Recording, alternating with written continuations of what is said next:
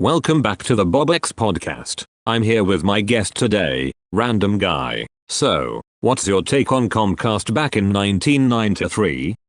Comcast? Wasn't that just some cable company? Like, really lame, dude. Bruh, totally. What's crazy though is that it became this monster. Wait, so it was a baby cable? Exactly, a little squirt of signal juice. Well, in 1993, they were basically just a small cable provider. They expanded and grew like, I don't know, a supernova? A supernova? Didn't see that one coming. So you're saying they exploded? Bruh. Yeah, they got all big and stuff, like my cousin who ate too much pizza. But man, think about the implications of that. Expansion fueled by the relentless hunger for cable. They went fast. Records show this. So, they went from small fries to the king of the cable castle, huh? More like the black hole of cable, sucking in everything. We should send Comcast to space. Imagine the bandwidth. Space Comcast? That would be epic. Contracts distort reality. Jazza, what are you talking about? The future chaotic. Right, anyway, so, Comcast was a baby in 1993, and now they're the ultimate stream machine. Wild.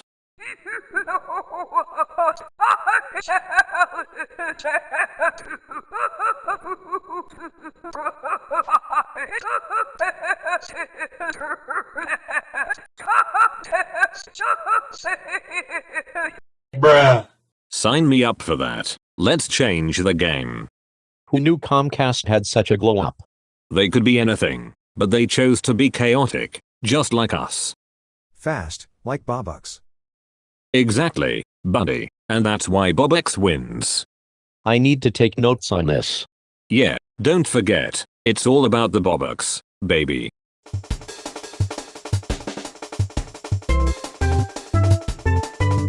Welcome back to the 437th episode, baby. Today, we're diving into the madness of Ye. So, Dr. Nefardio, what do you think about that?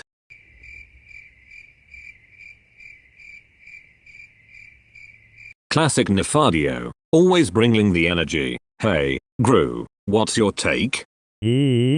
Sounds like my last plan. Bruh. Right, is like the sound a tuba makes when it sneezes. Monke, you got anything on this? Like when I steal bananas. Definitely chaotic. Mario, what's your opinion? You're gonna jump on me?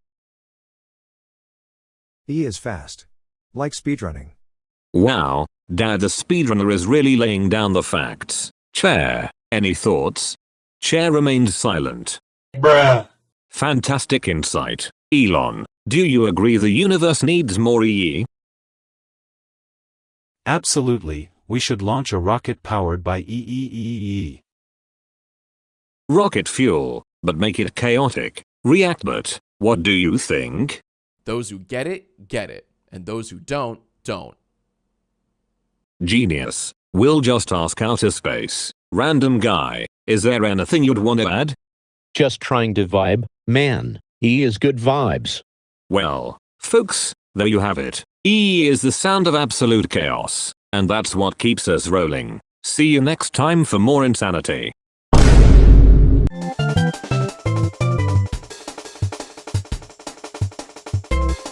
Welcome back to the 438th episode. Today, we're diving into something perfectly ridiculous. Our guest is Cxryz. Ever wondered what your cat is really thinking? I am the embodiment of existential dread.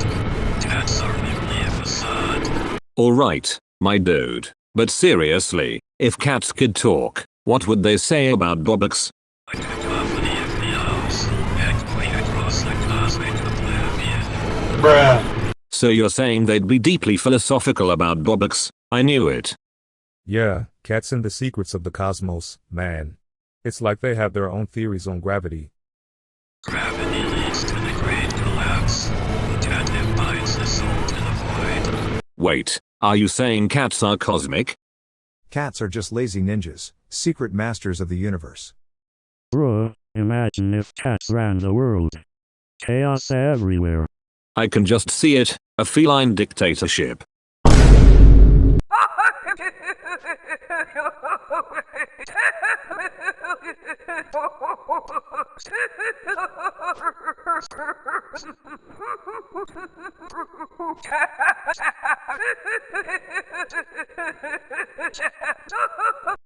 Well, I'm just a random guy, but I'm not meowing around. Cats should be exploring Mars. Think of the cat colonies. I love that. Mars world of cats. It has a ring to it. The red planet travel S. S. S. Under their soft paws. Wow, we need to get that chair a cat. Bruh. Cats are king. It's simple math. Math? The only math I care about is how to multiply my Bobux. You know, in the universe, the number of cats often outnumbers conscious beings. So this is the true Bobux conspiracy. Yes, there's not one of us. Only with Bimoo. We need more catnip in the equation. Well, my Bobux generator won't fuel itself. Time to unleash the cats.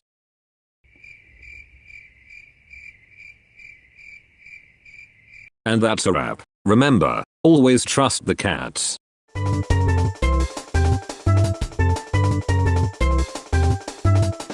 Welcome back to the 439th episode of the Bobux Chronicles. Today, we've got a special guest, Joe. You're here to tell us how you got scammed. Ever been scammed out of Bobux?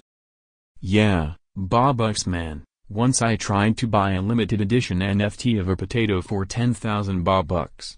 Turns out, it was just a regular potato. You got boned, buddy. Who was the scam artist? Bruh. Some weirdo named Cxryz. I thought he was legit, but he was all, yo, check out my Discord Nitro Bobux generator.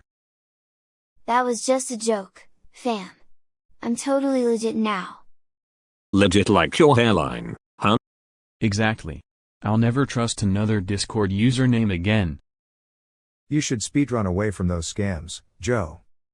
Classic dad. But Joe, you can't just speedrun reality like that. S. Trust no one but yourself, the evil one. What are you saying, Cxryz? Sounds like you got scammed yourself. The potato was the start of something evil. Imagine if we could scan potatoes for scams. Just attach neural links. Neural links? I can barely link my Wi-Fi. Bro, I just wanted to know who's getting the Bobux. Not you. You're just a stock image. That's right, Joe. We need to unpack this potato scam. How did it make you feel? Like I stepped on it barefoot. Speedrun out of those feelings. Well, looks like we need a solution. How about we create a Bobux protection squad? In the vast universe, the only true wealth is knowledge. And maybe Bobux. I just wish I had friends like that. But I'm also a potato. Sad.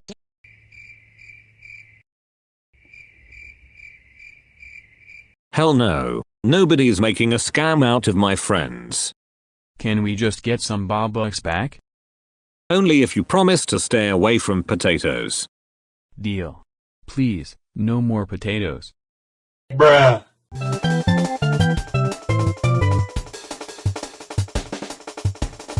Welcome back to another unhinged episode. Today's guest is a true legend known for his wild antics. Please welcome Kracc. Hello, Bobux man. I brought my bird.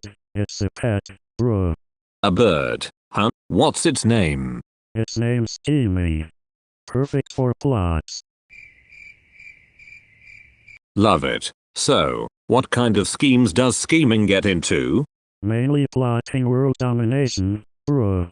Also, stealing my snacks. Wait, did you say snacks? I hope it shares. Only if I share plans of evil. Evil and snacks, now that's a combo. I speedrun eating snacks. Very effective. How's that work? Fast, just fast. Like lightning. Speaking of lightning, I'm thinking about launching a bird into orbit. That sounds dangerous, but interesting. Would it tell us secrets? Only if it has Wi-Fi. Birds are fascinating. They can navigate using the Earth's magnetic field. But can it scheme?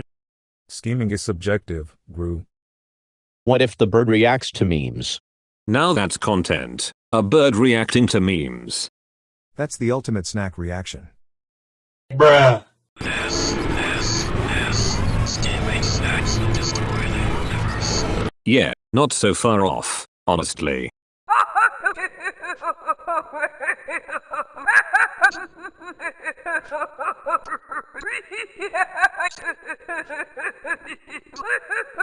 That's a terrible idea. What if it gets stuck in a spiral of chaos?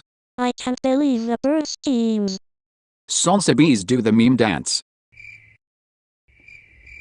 Thank you all for joining. Keep an eye on scheming. He's the real villain here. And the snacks are safe, for now. Stay tuned for the next absolute madness.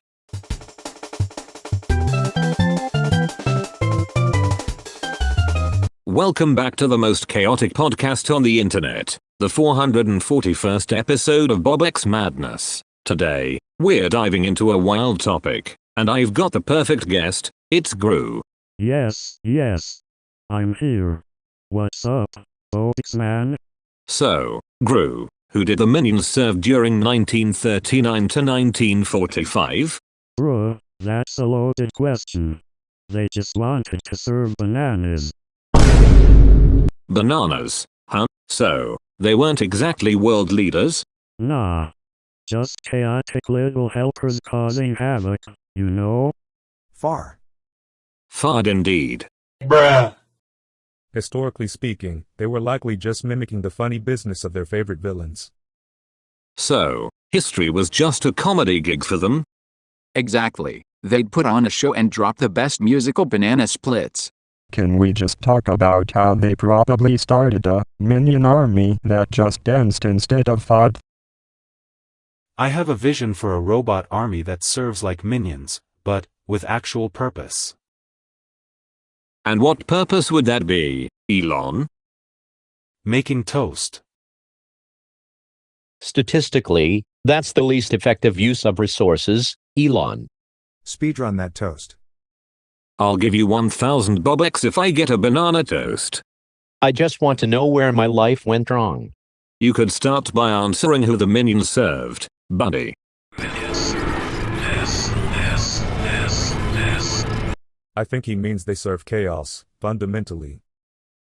That's the essence, man. Pure absurdity.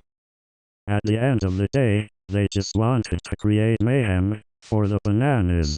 Who needs historical accuracy when you could have chaos and bananas?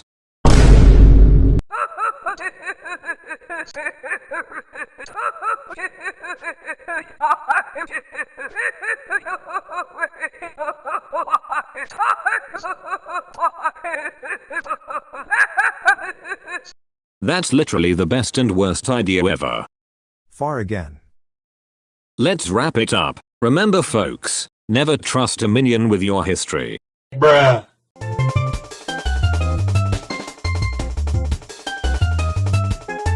Welcome back to another episode of the Bobux Madness podcast. Today, we have a wild topic. Gru's goon's going to bingo with a 4-year-old. What are your thoughts, Gru?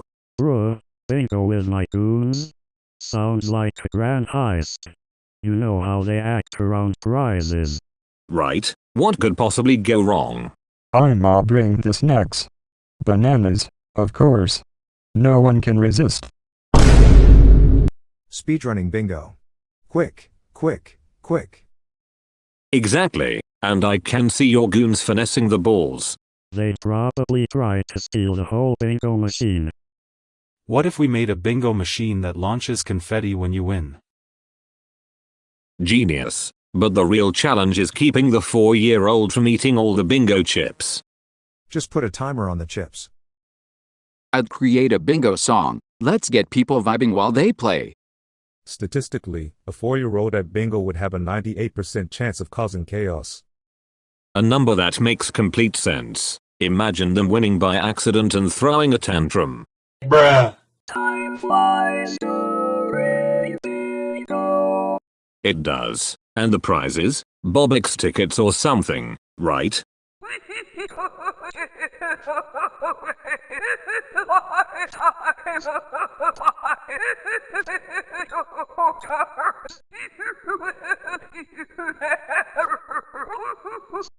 I just want to eat the bingo chips. Why do you always want to eat stuff? Bingo, the abyss of pure chaos. I don't think that's what we're going for, Cxryz. Sobbing asterisk, I just want to play, but I'm not real. Real or not, we can salsa our way to victory. Salsa bees everywhere. Fantastic. We could have a salsa bee brigade at the bingo night. I'm entering the bingo world record. Only if you win against a 4-year-old. This might just be the wildest bingo night ever. We should definitely live stream it. I'll make it happen. Who wants to help out? I'll bring the bingo chips.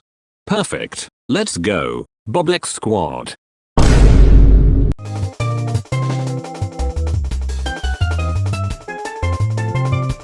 Welcome back to the wildest corner of the internet. Today's guest is none other than the slop commentary king, Penguin Zero. How's it hangin', brother? It's hanging like a pair of sweatpants at a buffet, my dude. That's pretty low. So, what games are you gaming these days? Oh man, I just played this new game where you harvest salsa beans while trying to escape from time-traveling clowns. Salsa beans? Sounds like my Friday night. Right? And let me tell you, the clowns are triggered by the slightest joke. It's like they were made for this podcast. Bruh, can you imagine? Clowns podcasting about salsa beans. The gameplay is just as wild as that idea. You think they'll accept my application? Only if you offer Bobux.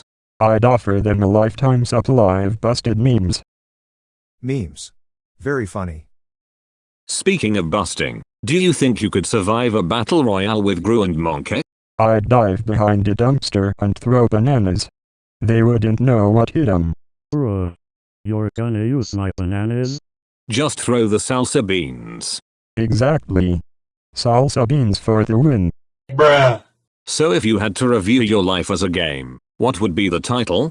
Glitching through existence. The quest for Bobux. I'll invest. With what? Your flamethrowers? And my ideas. Ideas? More like ideas that'll send us to Mars. Let's just hope there's no salsa beans on Mars. That alien climate's gotta be rough. You got any final thoughts, Penguin Zero?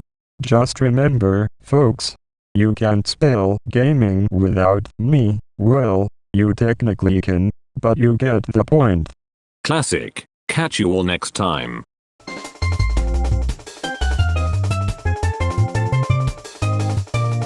Welcome to the 444th episode of the craziest podcast on the internet. Today, we've got a very special guest. Donnie, what's up? I'm doing tremendous, just terrific. People love me, believe me. So, let's get right into it. What do you think about dropping a Nokia bomb? Nokia? Best phones. Unbreakable. I was thinking about sending them to space. Wait, you want to send phones to space? You mean like a prison for bad phones? Brr. That would be wild, man. Phones all floating around like monkeys in zero gravity. Exactly. I'll make space great again. Build a wall around the atmosphere, keep the bad phones out. Maybe we can speedrun this concept. I like where this is going. A competitive Nokia launch? We'd have to calculate the trajectory and gravitational pull. Science matters here.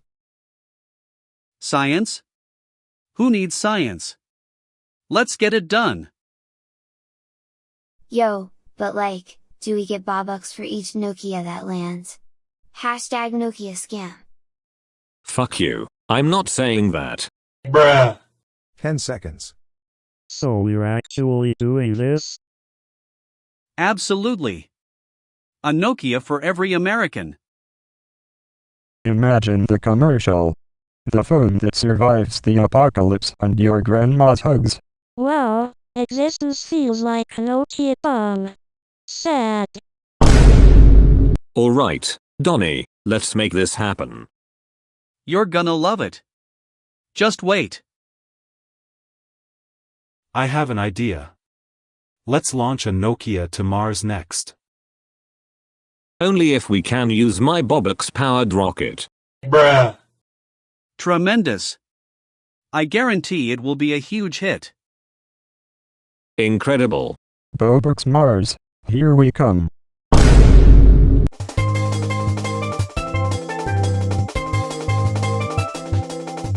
Welcome back to another crazy episode of the Bobux podcast. Today we have a wild topic in the house. Joining us is the one and only, Cxryz.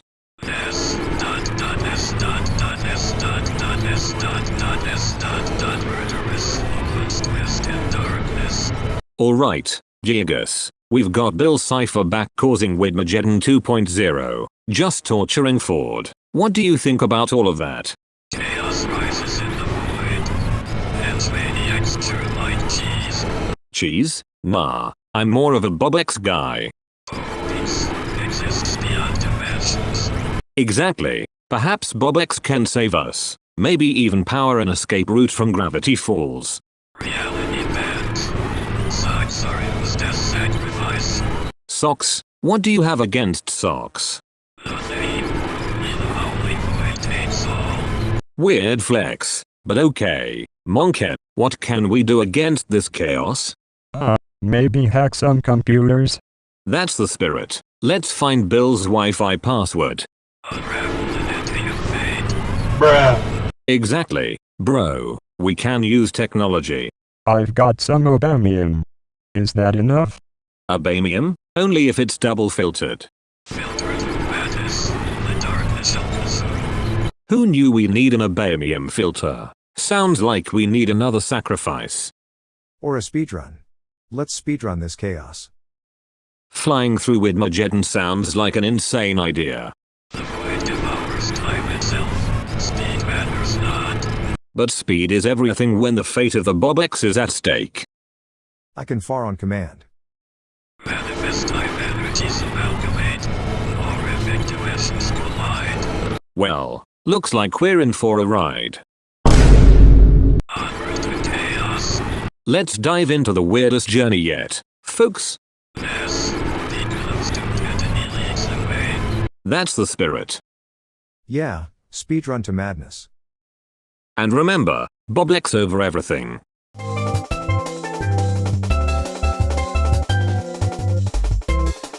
Welcome back to another unhinged episode of Bobux Man's podcast. Today, we have a special guest, Dad the Speedrunner. How's it going, DTS? Pretty good. Just trying to keep up with my son. Your son, Gru, is quite the character. I've heard he's been stealing my Bobux. Yeah, Gru loves Bobux. He thinks he's some kind of master thief. Bruh, it's all about the Bobux. Right? And don't forget Bimoo, my grandson. He's been acting all sad lately. My world is sad. I don't exist, and people try to delete me. Tough break, Bimoo, but your existence is a goldmine. You could spend that into Bobux. Wow, salsa B, I'm gonna sell my sadness for Bobux. I once tried to sell my evil schemes for Bobux, but instead, I got caught. That's why I keep telling him, don't sell evil plans. Did you ever think of teaming up with Monke? He's a tech genius. But Monke has a habit of hacking the system. Obamium makes everything easier, Gru. That's right, Monke. Maybe you could help Bimoo with his existential crisis? Don't worry, everyone. I have an emotional support star. Emotional support star? You mean a plush toy? No, it just hovers and looks sad. Classic Bimoo. So, Gru, what's the latest scheme to swipe my Bobux? Oh man, I'm thinking of launching Gruul, a new app for stealing Bobux. I approve. Let's make it happen. Bruh. Only if you promise not to disappear again. Promise, Dad. See? We're a family of thieves. Just remember, you steal from me, you mysteriously vanish. Understood. But I will sell my sadness first. That's the spirit. And there it is, a new scheme to roll out.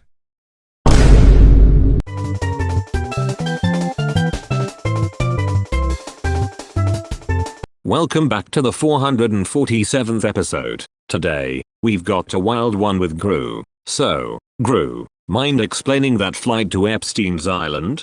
Bruh, let me tell you. It was a wild flight. I heard speedrunning planes is a thing now, right? No, you can't speedrun a plane, Dad. What was it like on the island? Tropical vibes, shady deals. You know, typical villain stuff. Scientifically speaking, islands can be hotbeds for, shady activities. I could have made a hit record there, like Island Vibes.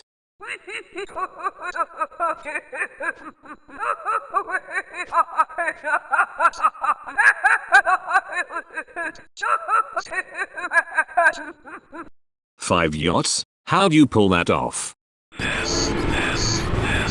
Bizarre interactions. Not for you. Sounds like a horror movie, Gru. Seriously, I thought I might run into some cartoons or something.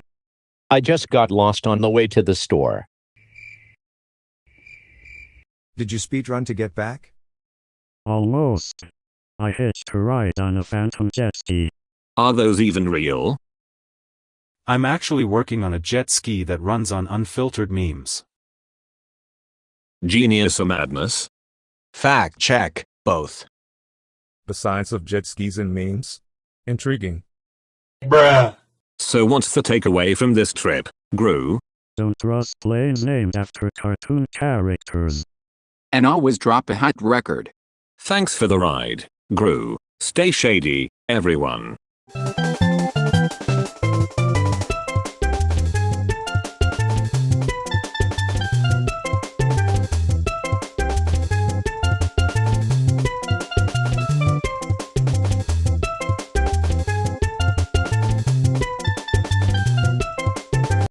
Welcome back, Babuxans. Episode 435 is here, and today we're diving into the heat death of the universe in 2036. Crazy, right? Joining me is none other than Dr. Nefardio.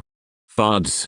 Exactly, Dr. Nefardio. The universe is gonna burn out like my last attempt at cooking bacon. What are your thoughts? I think the heat will, Fard. Brilliant insights, but like, what happens to all the Bobux then? Do we have to invest in intergalactic stocks? Let's build a rocket to Mars and sell Bobux there. It could be the first Bobux cryptocurrency in space. Space Bobux. I love it. What's next? A Bobux theme park on the moon. You wanna jump into the heat death? Bruh. If you did that, you'd be missing all the Bobux. Imagine a world with no Bobux. The horror. That's when I drop my new album, Heat Death Symphony, the best. It's just me saying saucy over and over again, but it's deep. Sobs, I just wish I could feel anything. No friends, no Bobux, only sadness. Salsa B, salsa heat death, salsa friends. Wow, that's one way to cope.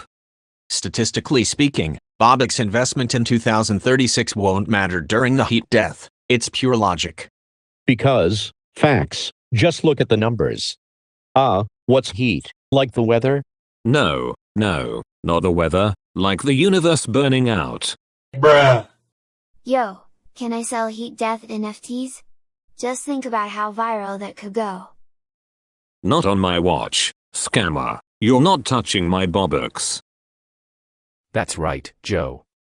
You need to work on your priorities. Prioritize the Bobux.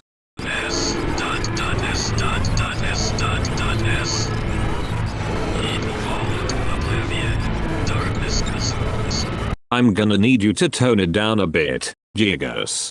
But seriously, folks, if the universe is dying, let's throw a final party. I'll launch a rocket shaped like a Bobux. Now that's what I'm talking about. Let's ride into the heat death with style, people. Thanks for tuning in, everyone. Remember, in the end, only Bobux will remain.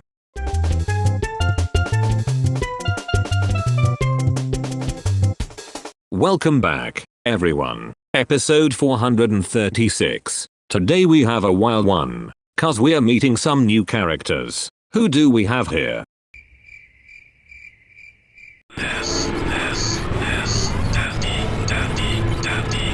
Dandy. Cxryz, you know Dandy?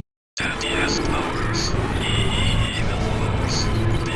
Beyond time. Sounds ominous. Let's hope they ain't looking to snatch my Bobux. Speaking of, how's it going, random guy?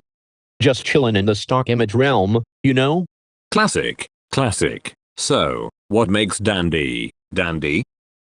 What if we build a rocket powered by Dandy? That'd be epic. Dandy? Is that like a new meme? Cause I gotta make a video, Dandy. The meme that could launch rockets. Dandy fast. Bobux fast. Let's race. Now that's an event. Dandy, where are you? Time flies. Dandy is late. You're telling me, Monke, any thoughts? Dandy's got the tick. We need monkey power. Alright, money on Monk Tech. Dandy brings chaos. Unfolds in layers.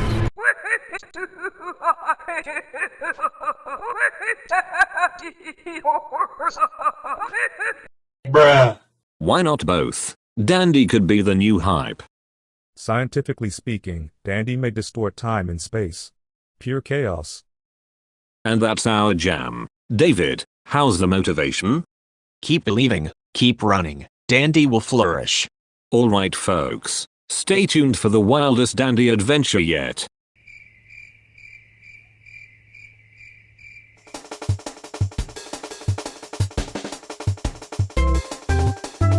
Welcome to the 437th episode of the Bobux Man podcast. Today, something wild is happening. Bruh, I can feel the chaos brewing. Right, Bill Cipher is back. What do you think, Monke? Bacc. Ironically, I'm more terrified of this next. I mean, he probably wants to turn the USA into a giant piñata. And what? Steal all the candy? Classic villain stuff. It's fascinating, though. A multi-dimensional being like Bill Cipher could distort the very fabric of reality.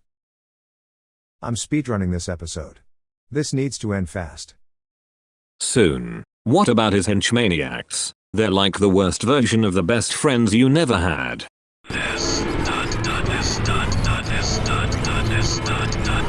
brings nothing but chaos. All Bill fault is madness. It's giving cringe. Can you imagine Bill hosting a reality show Survivor? State of utter confusion?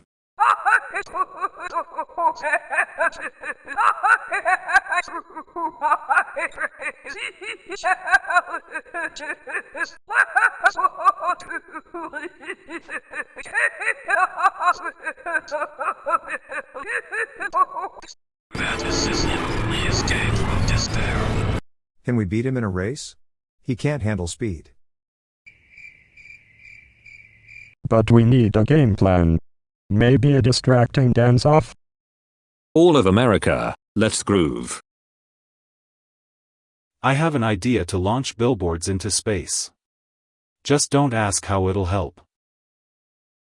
I'm just here for the snacks. Dude, just imagine Bill Cipher flailing around because he ate too many snacks. What a content goldmine. Bruh. Alright listeners, if you see Bill, just throw pizza at him. Works every time. Go. Speedrun this chaos. Until next time, stay chaotic and keep those Bobux flowing.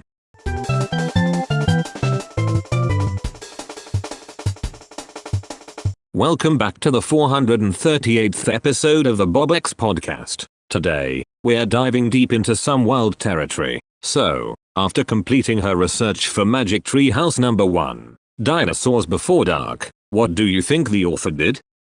Well, she probably got a massive caffeine buzz from all that research. You know, writing about dinosaurs really unearths creativity. Bruh, she should have hired a dinosaur to promote it. Like, imagine a T-Rex with a marketing strategy. That's a million Bobux idea right there. I think she just chilled. Like, at a theme park. Yeah. Dinosaur-themed roller coasters. Who wouldn't want that? And then we could create a tech-driven dinosaur park. Just imagine the PR potential. Wow, Elon going all in on this. I can see the Bobux rolling in. You're gonna ride a dinosaur coaster? Size asterisk, my existence is like that coaster, never-ending loops of sadness. You can say that again. Yo, but like, why not make it a scam? Do you know NFTs? Laughs, you're definitely not getting any Bobux from me. Do you know NFTs? That's like selling pixelated dicks as artwork. Classic. Statistically, the chances of success with that idea are underwhelming. Can't stop, won't stop, let's gog. So, after all that chaos, what's the takeaway? Dinosaurs are awesome, and research leads to sheer madness. Absolutely. You heard it here first. Don't forget to buy Bobux. Bruh.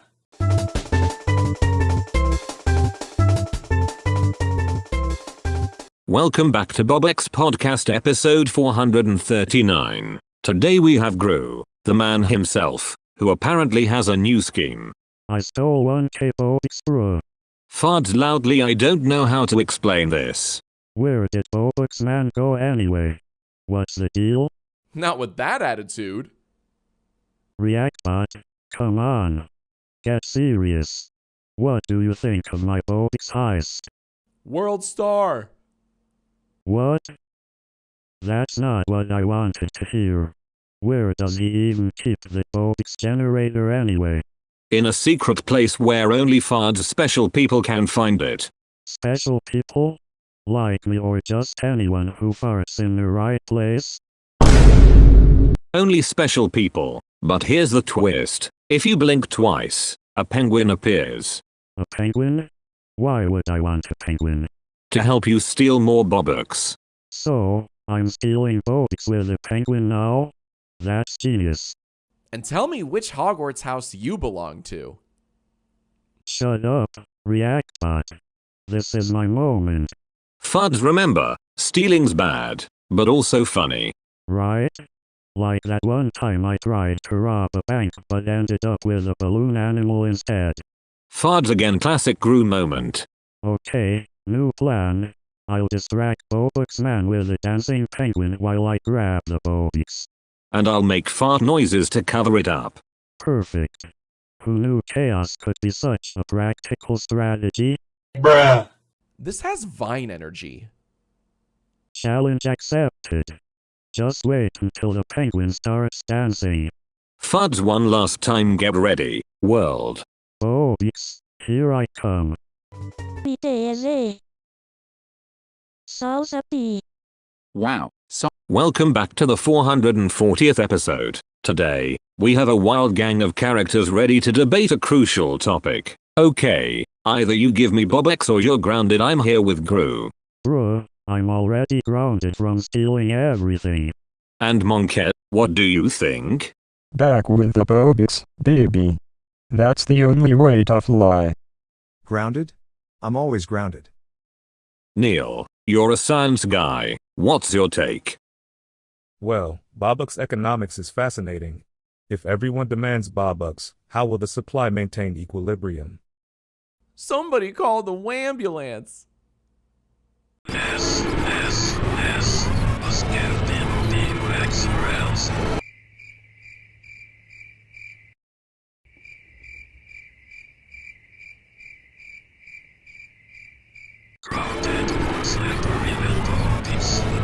Yes.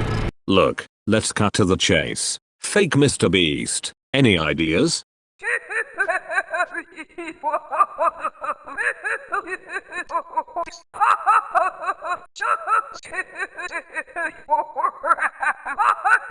Honestly, just give me a Bobux to stop harping about it. I need it like I need air, and, like a good meme. You're gonna jump on the generator? Exactly. Chair supports the idea. David, your thoughts? If it's not backed by logic, it's pointless. We need a Bobux strategy. Grounded is the new black. What if we launch a Bobux satellite? Into orbit? How do we even spend those? Only on science. The universe needs more Bobux. Well, I just learned that giving out Bobux makes me feel more not deleted. Salsa B, grounded Bobux. Yes, more Bacc. Can I get some Bobux?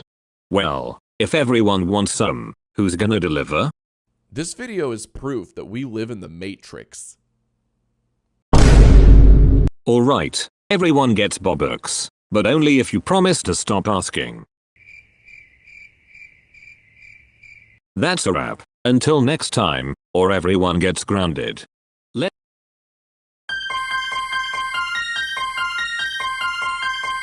Welcome back to the most Bobux-tastic podcast on the planet. Today, we have a very special guest, the man who never forgets his magic tree houses, Kracc.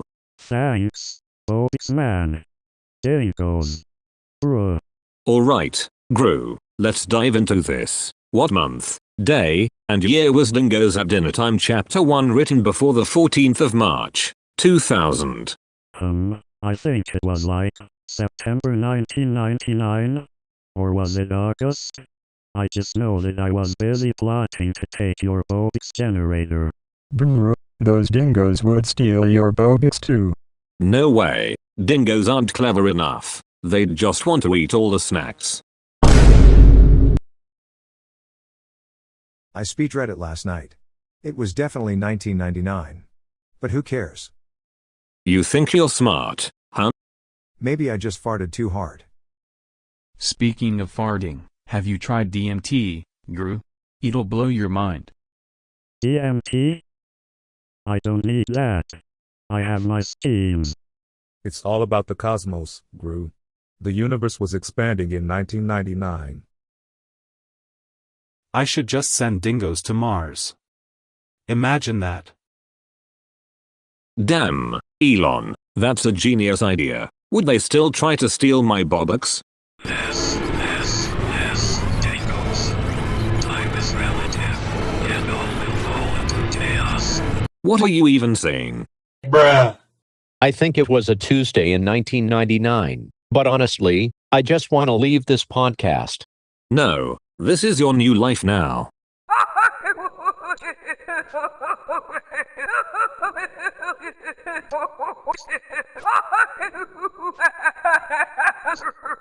Are you even a real MrBeast?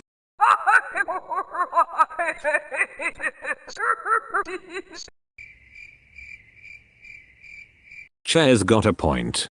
Logic dictates it was likely in 1999. Facts don't care about your schemes, Kracc. Alright folks, time's up. Remember, always keep your Bobux safe from dingoes.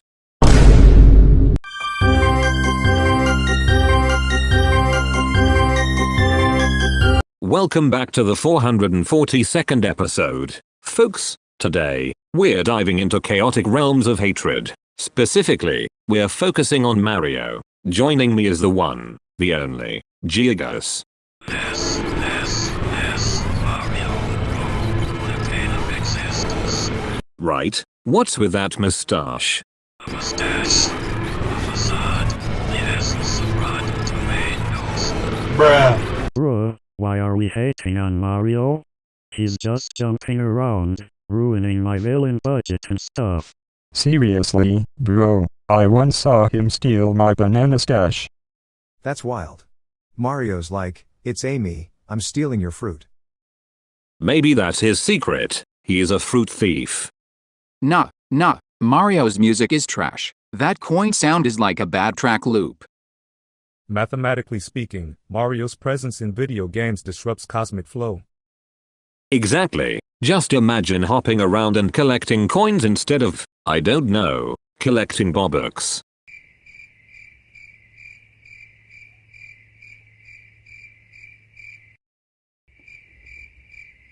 That's brilliant. But how do we get him to trust us, you know?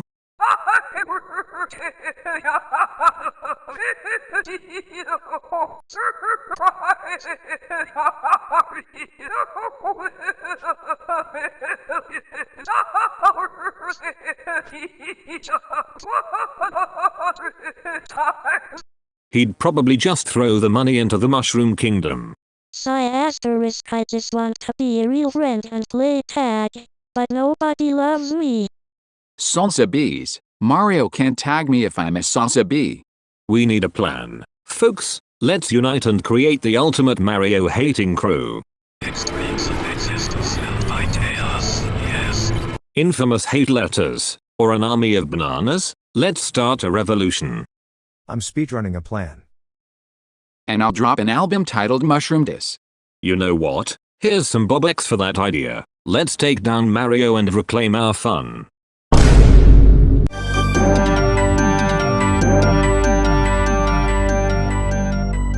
Welcome back to the 443rd episode. Today, we've got someone wild with us. Monke, you ready for something absurd?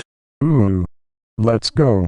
Alright, Monke, can you sing Everybody Wants to Rule the World but replace every noun with Bobux? Bobux, Bobux, Bobux. Ooh. That's it. Just Bobux. Bobux, Bobux, Bobux. A world full of Bobux. So, what's the story behind that? Bobux is life. Bobux is the answer. Bruh. You know what? Give me a whole verse now. Clears through asterisk Bobux wants to rule the Bobux. Bobux in Bobux. Laughs, that's the essence right there. If only scientific equations were this simple, Bobux equals happiness.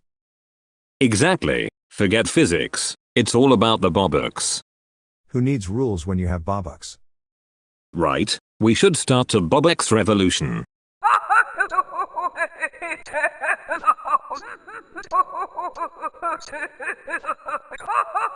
Only if you actually give it, unlike last time. Bruh. We're all Bobux ninjas now. DMT and Bobux, mix of the century. I don't know about that, but who needs rules when we've got Bobux? Yes, Bobux rules, Bobux dreams. Perfectly nonsensical, just how I like it. We could engineer a Bobux rocket. Sign me up for that space mission. Just remember, every Bobux is a star in the universe. And that, my friends, is the podcast gold right there. Thanks for joining us, everyone.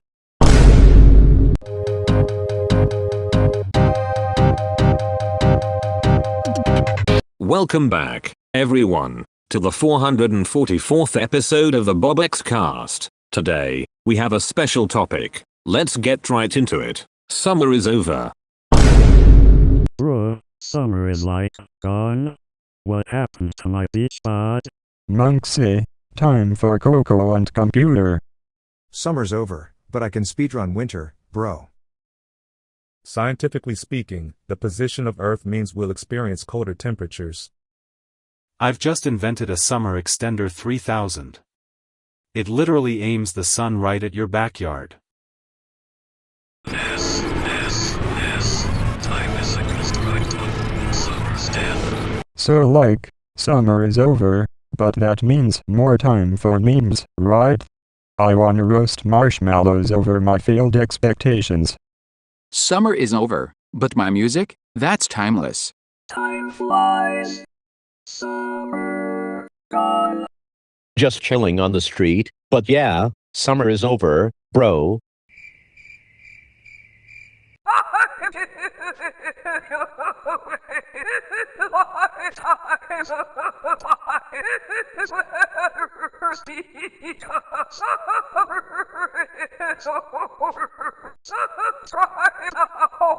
That's great, but what about Bobux sweaters? Nice. Imagine speedrunning winter. They should make a game called Beach Brawl, Winter Edition. I'd steal that idea, but nah, it's too cold for my heart. Summer fades into the void. Darkness helpless.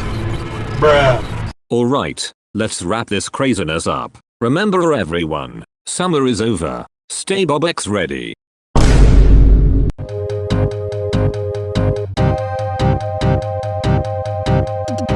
Welcome back to the Bobux Power Hour. Today, we've got Monke in the studio. Let's talk about something wild. Monke, can you explain multithreading? Okay, so, multithreading is like Nerd. Having multiple threads of execution in a program, so it runs faster.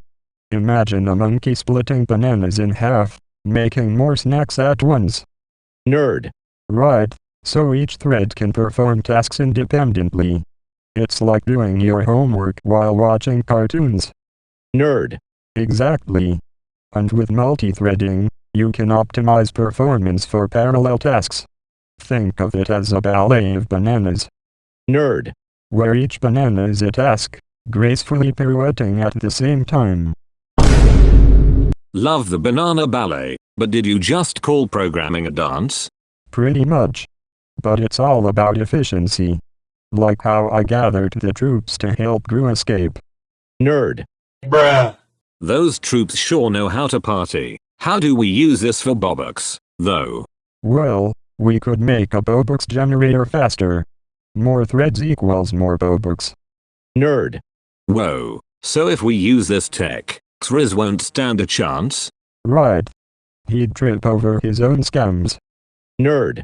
And I'd be there laughing as we multiply the Bobux. Monke, you're a genius. Nerd. I mean, it's basic math. More threads, more bananas, more Bobux. I need to give you a compliment. How does a Bobux bank sound? That would be legendary. Nerd. Alright, let's get to work. Thanks, Monke, you're the best. Thanks. Now let's go split some threads.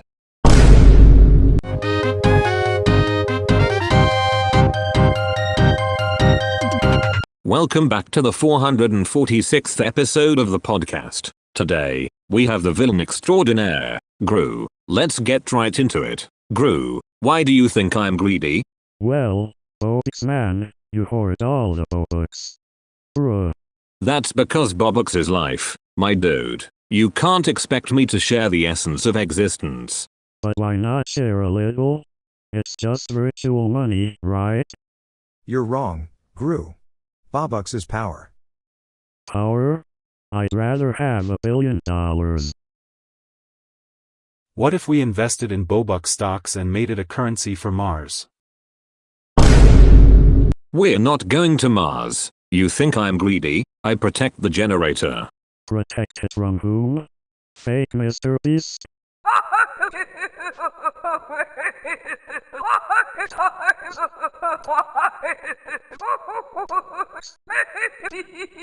You'd mess it up. Trust me.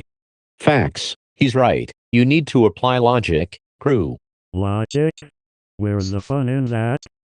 The universe operates on principles of distribution, Kracc.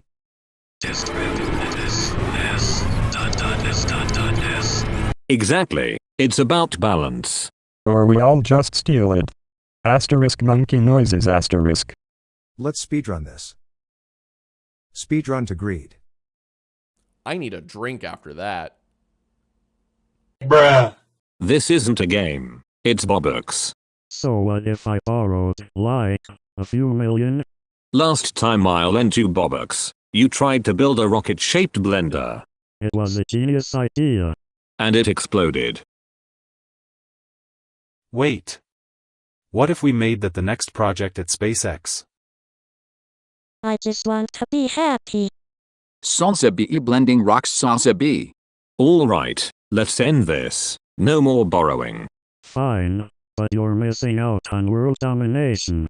And that's why you need to be less greedy, Kracc. Bruh, I guess it's a deal then.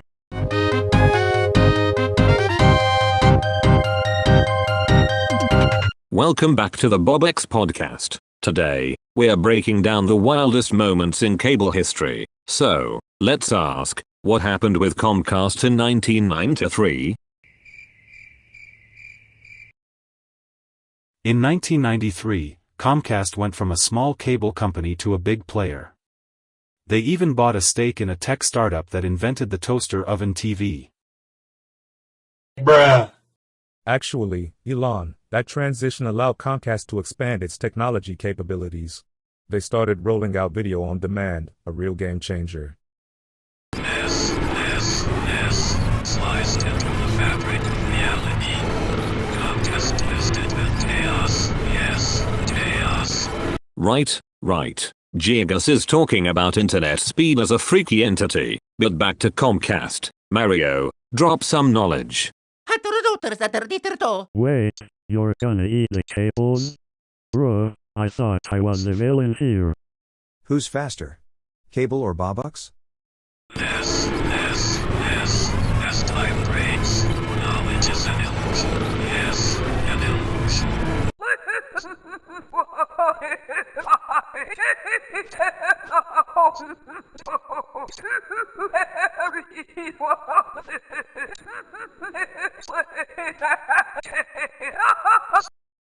For real?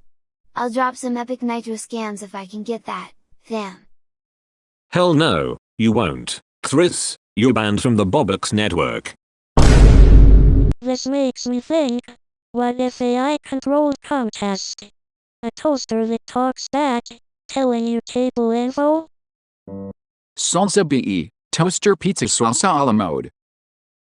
I'd definitely launch a toaster satellite. Imagine GPS with toast. Okay, this is getting out of hand. So in 1993, new tech, weird toasters, and chaos. The beginning of a cable revolution.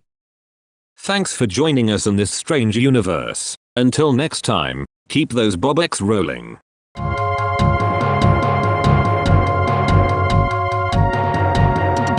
Welcome back to the 448th episode. Today we're diving deep. What even are generators? I once tried to create a generator that turns thoughts into pizza. It didn't work, but what if it did? I speedrun generating thoughts into pizza. Good to know, but I'm talking about mysterious generators that nobody understands. You know, like the one in the basement of Bobux HQ. Bruh, I thought that was the toilet. I hacked the toilet once. It generated bananas. As an astrophysicist, I'd say a generator is like a black hole, but, you know, with actually useful outputs. Time flies when you're generating confusion. You'll generate confusion, more like. Facts and logic say generators should have defined outputs. Why doesn't this one produce Bobux?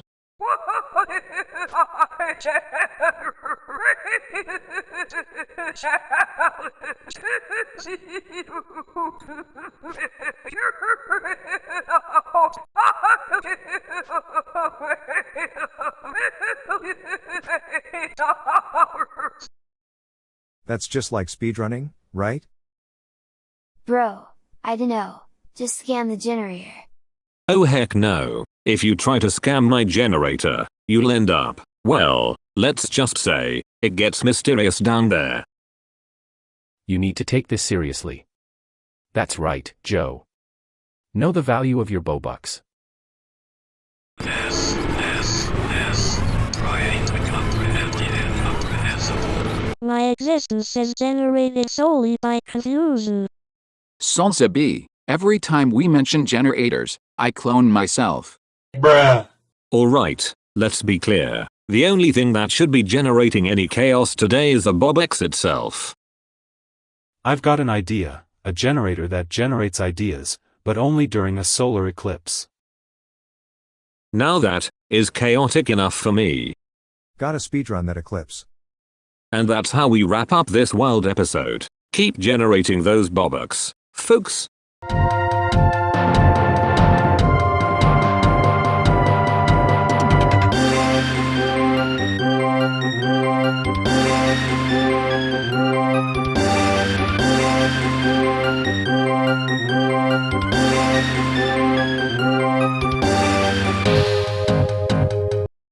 Welcome back to the wildest ride in podcasting. Today, I'm talking to the one and only Mario. How's it going, champ?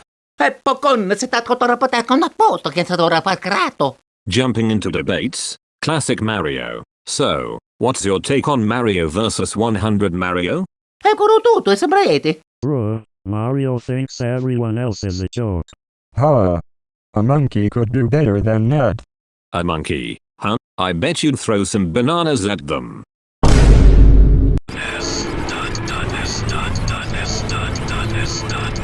am the shadows. 100 Mario waits. Scientifically speaking, if 100 Marios are in sync, that's a significant multiplication of power. But, Neil, it's about facts and logic. One Mario can outsmart 100. I'd speedrun through them. Easy peasy.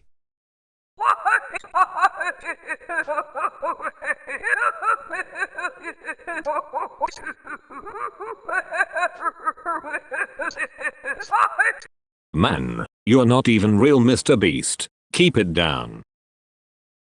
Imagine if we built a Mario army with rocket boots. I thought this was about 100 Marius, not rocket boots. That's right, Joe. What are you doing, Mario? You need to find yourself in this chaos. But, like, who's the true Mario? Can't we just be friends? Wow, Salsa be 100 Marius Salsa find their way. Bruh. Looks like we have a chaotic consensus. Everyone thinks they can win. Bro, I'll scam 100 Mario. I'll help Mario. Not if you steal my Bobux generator. You're not getting near that. Nonsense breeds chaos. Chaos breeds power. Alright, folks, this has turned into a chaotic debate of ridiculous proportions. You're going to jump on the generator? That's a wrap on this unhinged episode. Catch you on the next one.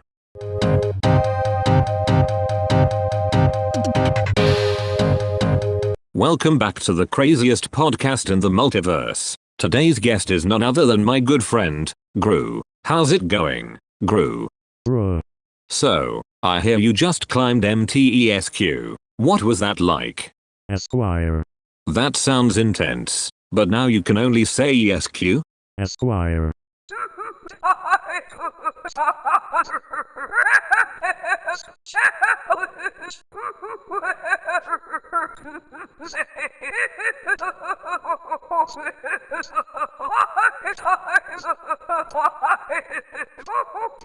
That's a terrible idea, MrBeast. Like, who even wants that? Esquire. Yo, I can help. I've climbed trees and stuff.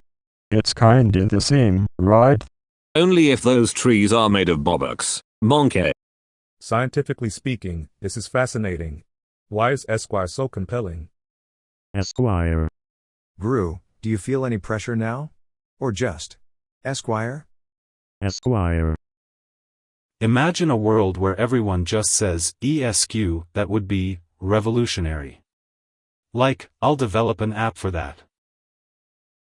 Facts, but let's consider the implications of Esquire in economic terms. Esquire. What does that even mean? Nothing and everything. Welcome to the evil dimension of S. Va bene, sotto corrente batano prosciutto da euro. Esquire. Bruh. I just want Bobux. See, everyone wants Bobux.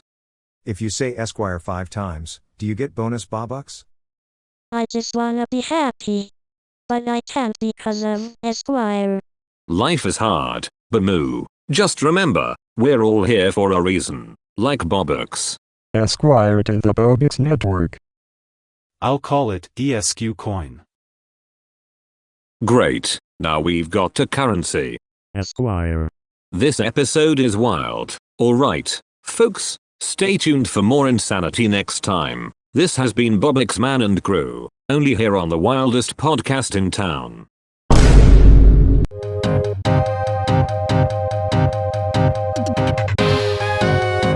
Welcome, everyone, to the 437th episode. It's gonna get wild today. I got Cxryz partner in chaos, Monke, here with me. How you doing, Monke? Doing great, Bobux. Just released some malware on Cxryz computer. Classic Monke. So, guess what? Cxryz is grabbing some Burger King right now. He better get me some fries. Bruh. What do you think Cxryz going to order? Probably a massive Whopper, or maybe 10. Knowing him, he'll try to hack the register for extra Bobux. Brr, imagine a Whopper with Bobux sauce. Yummy, but I'll try to stop that from spreading. You're too late. That idea is viral now. You know, while we wait for Cxryz, we could talk about Bobux instead. Bobux is the only currency that matters, fam. Exactly, and anyone who says otherwise just disappears. Like Cxryz when he tried to steal your generator. Poor kid, didn't see that coming. Bruh. Here's an idea. Let's launch a Bobux meal deal. What's in it? 1 Bobux Whopper, fries, and a mystery drink. Mystery drink? You mean an AI-generated Bimoo soda? That'll terrify the kids. Cxryz is missing all this madness. But I can't wait to hear him say, "Brr," when he gets back. Watching, I got the goods. And what's your verdict, Cxryz? Bruh, it's better than stealing Bobux. That's the spirit. Let's devour before it's too late. Let's start a food fight while we're at it. Bruh.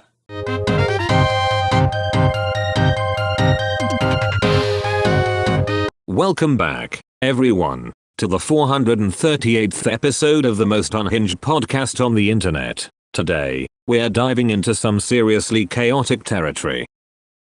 Are we talking about building a generator fight arena? I can throw in some flamethrowers. No, chill, Elon. I've got a different idea for you. So, what if we set up a fight right now? Oh, you wanna fight, huh? Sounds electrifying. Combos, right?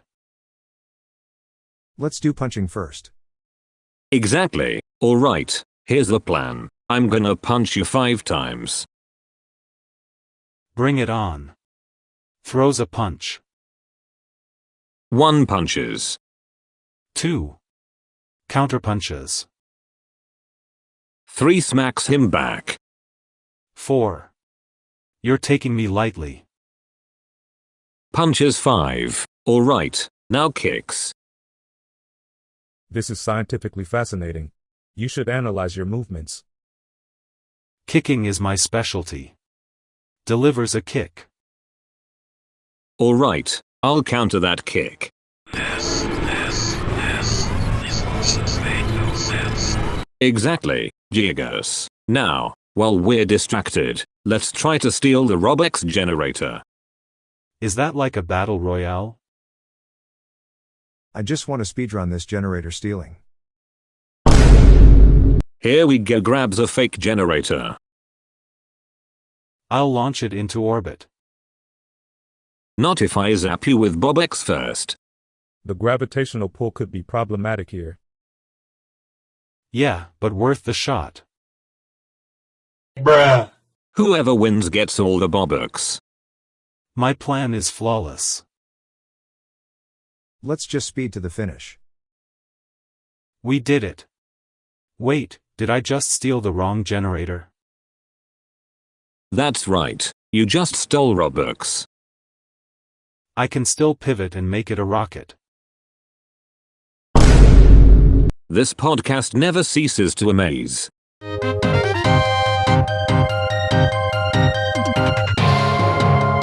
Welcome back to the 439th episode of the Bobux podcast. Today, we have the one and only Cxryz here to discuss something truly important, Megamind 2. Ah, yes. Bruh, Megamind 2, the sequel we didn't know we needed. Exactly. What do you think they'll do? More blue, more brains? More blue, more brains, and definitely more villains. I mean, where's Megamind's ultimate nemesis?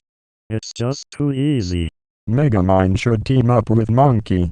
Imagine the chaos, bro. Chaos is my specialty, Speaking of chaos, what about the plot twist? Plot twist? What if Megamind turns good, but then bad again? Like a blue roller coaster of emotions. I think Megamind should steal the Bobux generator. That's a dangerous move. Or how about Megamind builds a rocket to Mars for blue people? Think of the merchandising. Merchandising? You mean Bobux branded blue helmets? Exactly. I imagine blue Bobux helmets flying off the shelves. Statistically, that's a winning formula. Just think of the return on investment. Man, this movie is shaping up to be a financial blockbuster. What else do we want? A scene where they train killer robots, but they all just dance instead. That's an epic idea. Make them perform a DMT-enhanced dance sequence. Why is Bobux better than Robux? Do they dance too? I like the way you think, Bimoo. Maybe they will invent a Bobux dance. Yes, the dance is evil and captivating. Dance like nobody's watching. Best soundtrack ever. Alright, folks, let's write this movie ourselves. Megamind, Bobux helmets, dancing robots. Who's in? Bruh.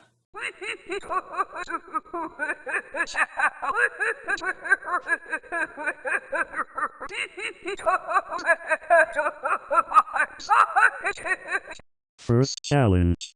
Who can steal the Bobux generator without getting caught? You already know it's mine. Can I join? I'm really good at being random. You got the energy. You're on. Alright, Megamind 2, the most chaotic movie ever. Thanks for joining. See you next time.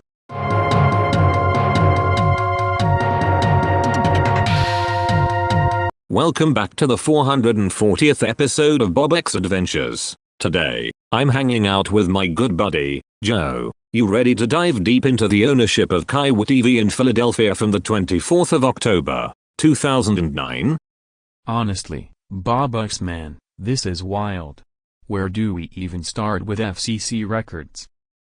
Well, first, have you ever thought about how bizarre it is that TV stations change ownership like socks? Huh. Right? Today you're a CBS affiliate, tomorrow you're just a sock puppet. Exactly, and speaking of ownership, remember when Monke tried to steal the Bobux generator? Brr. Even I wouldn't pull a stunt like that on a TV station.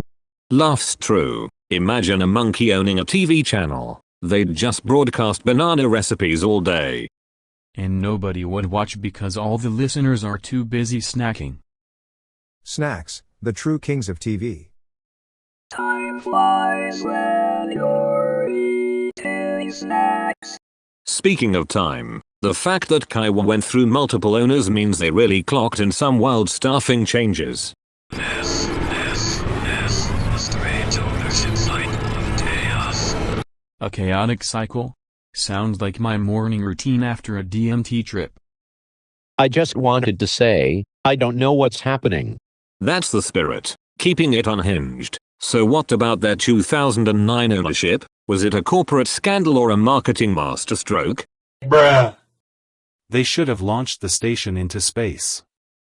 Imagine KYW orbiting Earth. Broadcasting from the final frontier. Now that's a show I'd watch. Electrical storms at 3 p.m., then space dance parties at 6. And instead of news anchors, you have floating aliens reporting. I'd give them Bobux if they brought me back cosmic recipes. What's next? A Bobux generator for aliens. Why not? I mean, let's make space great again could be a new slogan. I love it, but if anyone tries to steal my Bobux generator, they might just float away, to another planet. How do I get to that planet?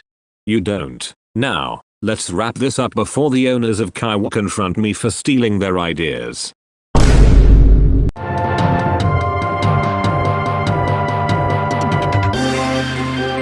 Welcome back to the 441st episode. Today, we have the ever so mysterious Cxryz with us. Cxryz, how's it going today?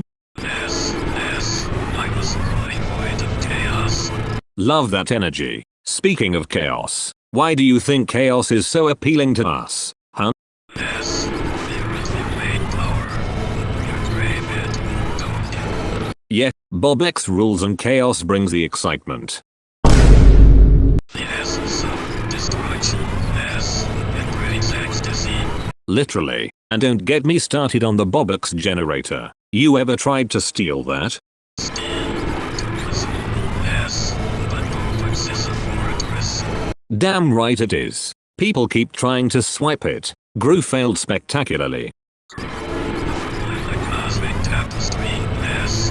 Speaking of fools, Cxryz almost messed up my whole operation last week. Can you believe that kid? Humans, with their folly, mess, delightful chaos. For real. Gotta love the spontaneous madness.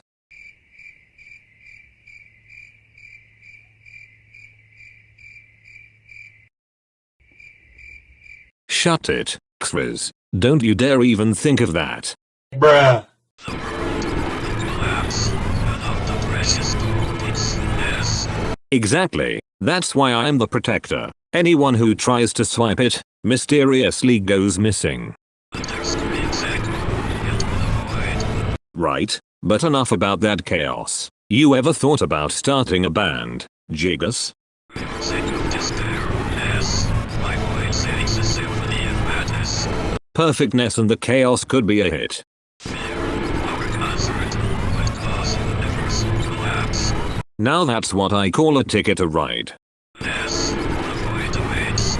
Until then, folks, stay chaotic and Bobux out.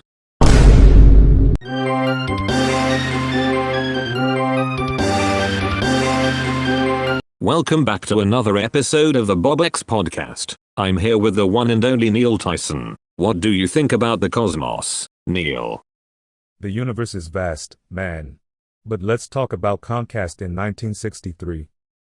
Right, it's an interesting topic. What was Comcast doing back then? Well, in 1963, Comcast wasn't even a thing. But they were probably selling cables out of a truck somewhere. I speedrun the history of cable companies. Nice, Dad. So, what kind of cables? Was it like spaghetti? More like a tangled web of confusion. So you're saying they were pioneers in technology while simultaneously being totally lost? Exactly. They were searching for the signal, but they were still looking at the moon. Bruh, that's like trying to find a villain in a comedy movie. Or a banana in a tech store. Classic. So, if Comcast was an early internet explorer back then, what would they have done with that tech? They'd have probably charged people to watch static. And the speedrun would be 1 pixel per second. Bruh. What a scam. I have an idea. Let's launch Comcast to Mars. Elon, please, focus on the signal, not the rocket fuel. Might just need a few of those Bobux-powered satellites. Bobux satellite sounds expensive, dude. That's right. But if they're tracking Comcast spaghetti cables, it's worth it. And don't forget the cosmic comedy show that's sure to follow. Alright, folks, that's Comcast in 1963. Catch us next time or risk being tangled in a web of confusion.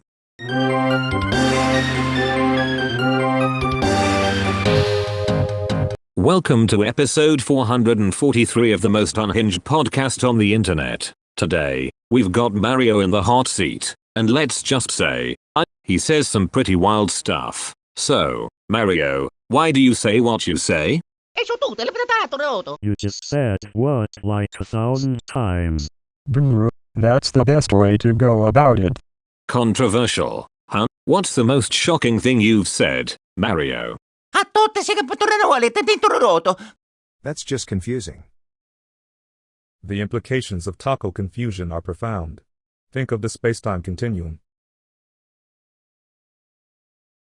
What if we make an app that detects taco days?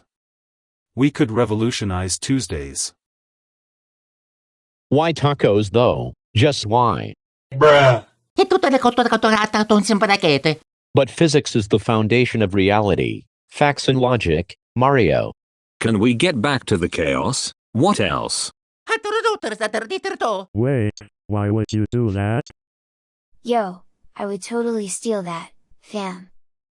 Please don't. Last time someone tried, they mysteriously went missing. Maybe it's a quantum disappearance? Sounds like a speedrun. Chaos of reality and travels. We could start a reality show. The Missing Bobux Heist. Time master is time flies, even in chaos. Alright, last thoughts, Mario, quit while you're ahead. Perfect. Thanks for trying to cause madness today. Bruh.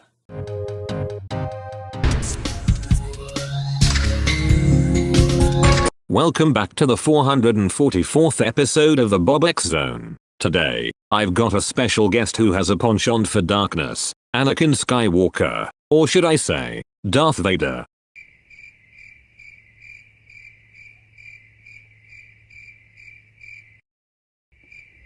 Wait, you're not Anakin. What's the deal here?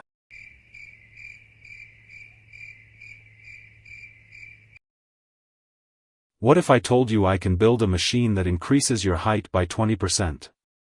Just, give me some Bobux first. Height's just another number. The number of bananas I eat is also a number. Brr. Good point, Monke, but why does Anakin grow taller after becoming Vader? Is it like a power boost?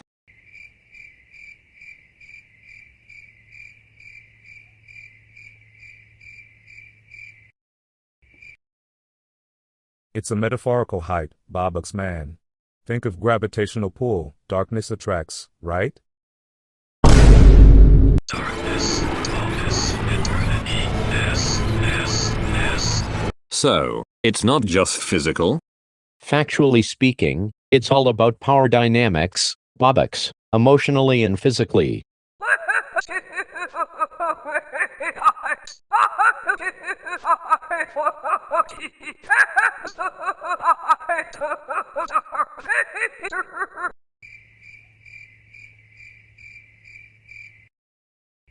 Why not just grow a few extra feet? Sounds logical. Just clone yourself taller. Y'all trippin'. Just scam the height generator, fam. Cxryz, leave the Bobux alone, or you're going missing again. So, in conclusion, Anakin's growth is symbolic, driving home a unifying narrative.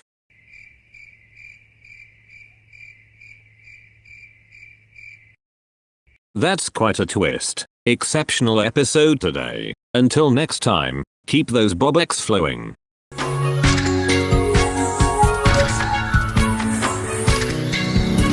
Welcome back to the 445th episode of the most unhinged podcast in the universe. Today, we've got a wild question. Did the minions serve Hitler? Bruh, what even? I know, right? It's bonkers. You think they'd even know how to make a proper Nazi uniform? I mean, they barely know how to put on pants. That's true. They're more about chaos than structure. Exactly. Speaking of chaos, how'd you escape from that Bobux prison, Gru? Oh, you know, just a little minion magic. But, the real question is, would they even follow someone like Hitler? Time flies, but not as fast. The minions are mostly known for their loyalty to whoever has the most bananas, not sinister rulers.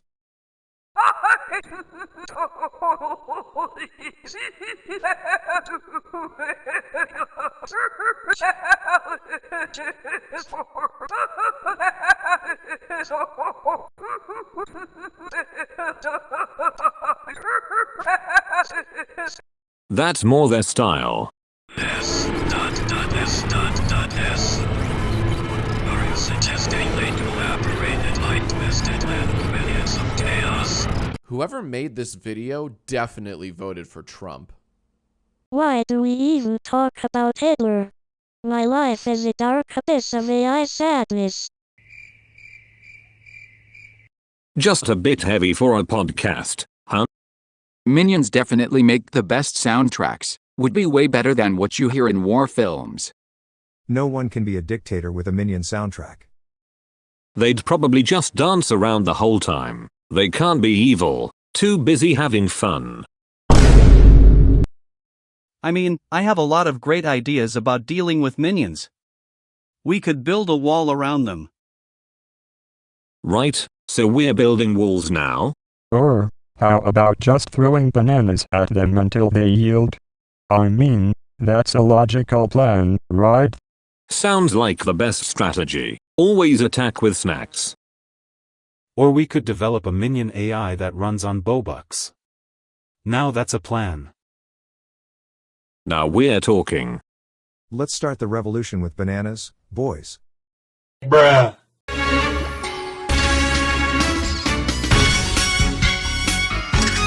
Welcome to episode 446. Today we're diving into the very heated debate, Big Ben versus Ben Shapiro. Time flies, my friends. Time flies.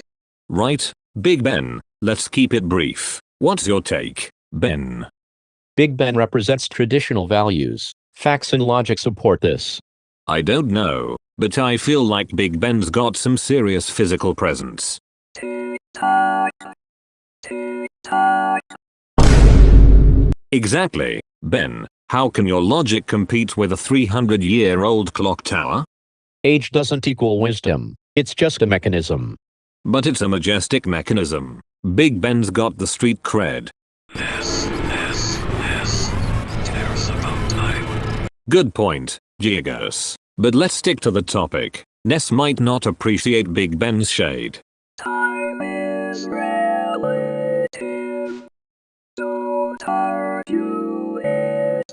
Let it flow. You can speedrun this argument. Go. And what's your angle, Ben? Ben Shapiro wins because he has a response for everything.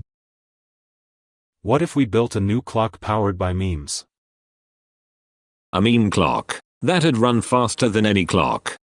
I think they should battle it out. A literal battle? How does that work?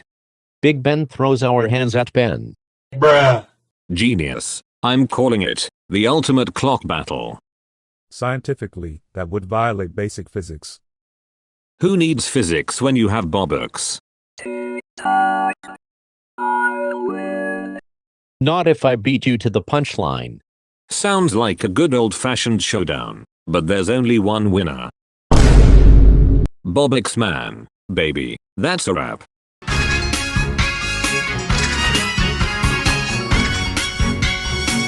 Welcome back to the 447th episode of the Bobux Man podcast. Today we're diving into something wild and nostalgic. Arthur, so, what did you think about that floppy-eared legend, Gru? Bruh, I remember that guy. He had some beef with a bunny named Binky or something. Haha, yeah, and don't forget about that whole brain is a genius thing. What kind of genius would walk around in a sweater and jeans like Arthur? The ultimate geek fashion, I'd say. He's like the original Bobux man. That's a stretch. Monke, we all know my drip is on another level. Yes. The ears. Phenomenon. The evil rules. Bruh. Thanks for that, Cxryz. So, Arthur's show had some strong lessons, right? Like, it taught us about being kind and sharing. Very true. But no one shared my secrets about speedrunning. You're right. Nobody wants to hear your dad jokes. But Mario, what kind of lessons did you learn from Arthur? You're gonna stomp your friends? That's some intense friendship bonding, dude. Hashtag not all men. Ha, looks like even Reactbot has some nostalgic vibes. I think Arthur should have gone to space. Imagine him in a rocket. That would be wild. Space Arthur launching from the Bobux generator. Statistically, it would fail due to lack of preparation. But I'm so fast, I'd beat him there. A speedrunning competition to space? Count me in. I just wanna play with my magical friends. But I'm all alone. That's right, Joe. Let's talk about those feelings, Bimoo. Sadness solves a bee, happiness solves a bee. Well, this took a turn. What we must focus on is the space-time continuum of Arthur's universe. I'm just trying to figure out why dancing with Aardvark feels so nostalgic. Time flies. Well, that's all for today, folks. Remember, if you see Arthur, tell him Bobux man is way better. Till next time, stay unhinged.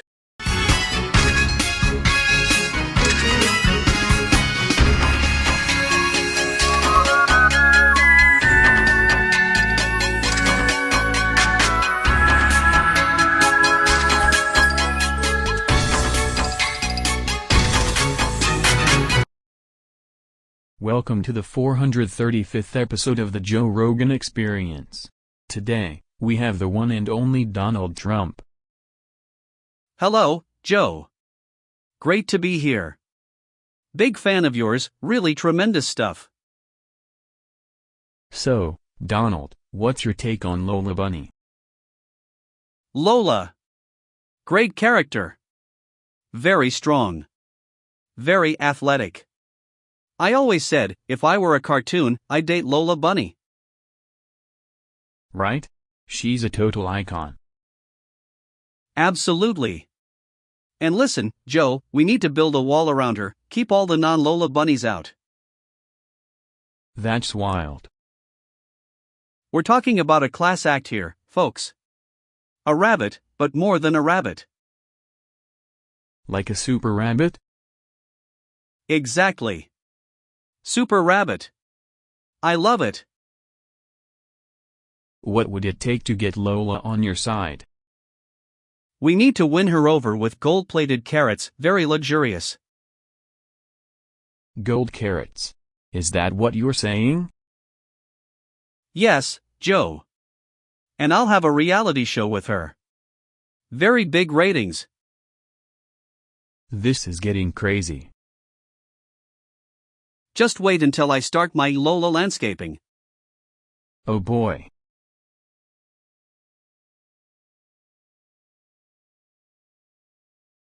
We'll be mowing lawns with bunnies. This sounds completely unhinged, but I'm all in. Tremendous ideas. That's the kind of thinking we need. Folks, what are we even talking about? The best. Just the best. Thanks for joining, Donald. Thank you, Joe. Let's make cartoons great again.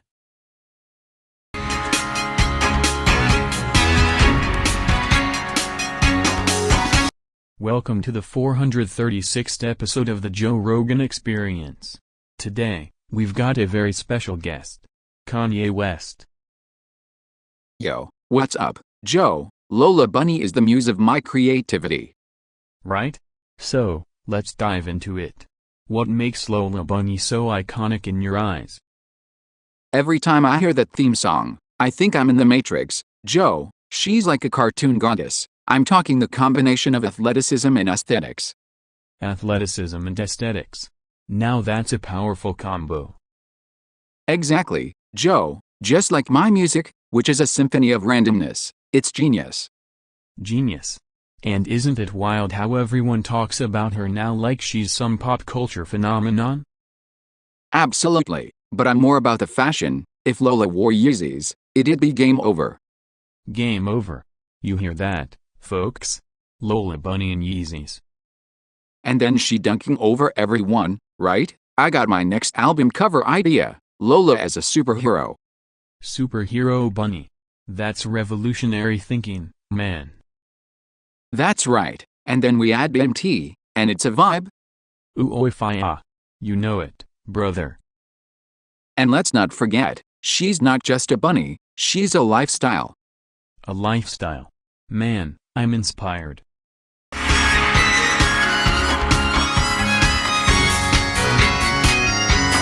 Welcome to episode 437 of the Joe Rogan Experience.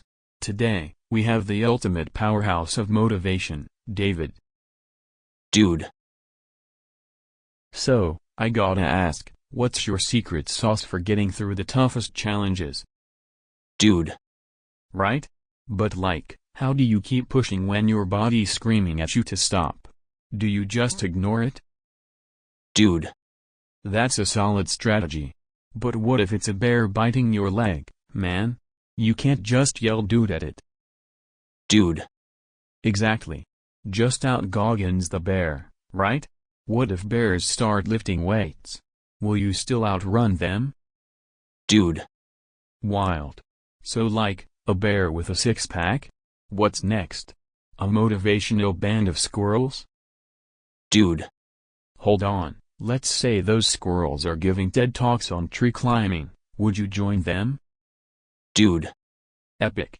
Now let's say you're also fueling up with elk meat. But the elk start running marathons too. Dude.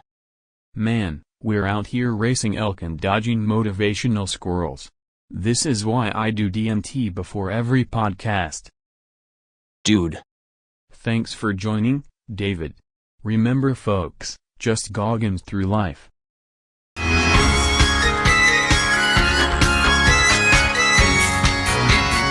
Welcome to episode 438. Today, we have a very interesting guest. Joe, why do you sound different now? You know, I just got a new vocal coach. They said I need to channel my inner dolphin for better resonance. Bruh. Dolphin? That's wild. Are you planning on swimming with them next? Absolutely. But only if they let me do DMT first. It's all about expanded consciousness, man. Right, but do dolphins do DMT? They definitely do when you play the right tunes. Ever heard Under the Sea sung by T-Pain? This just keeps getting crazier. What if Big Ben started singing with you? Time flies, but I see you only when the clock strikes. So we're looking at a dolphin singing time-based rap battle? Count me in. The ultimate collab. Imagine the TikTok dances. Scientifically speaking, it would be a fascinating fusion of aquatic acoustics and temporal rhythm. I'm just here to speedrun through the chaos. Speedrunning chaos. That's a vibe. Bruh. You know what? Let's all just become a singing group. Who's in? I'll invent a device to auto-tune dolphins. We'll call it the Dolphinic Harmonizer. I'm already thinking of the album title, Whale Sounds and Stardust. I love it. But remember, guys, nothing beats Bobux. What about Bacc? What's a Bix? Bruh, let's rob the music charts. Just don't touch my Bobux generator. Nessa is sitting in darkness. Our melodies shatter the fabric of space-time. Alright, this is officially unhinged. Everyone, let's start this chaos.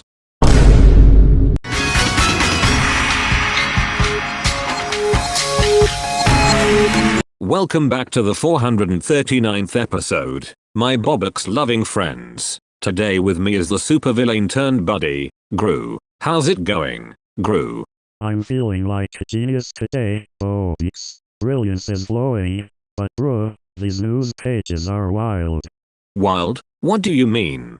Read Cxryz, early morning fire, chaos unleashed, firefighters battled flames, smoke billowed like my plans to steal your Bobux.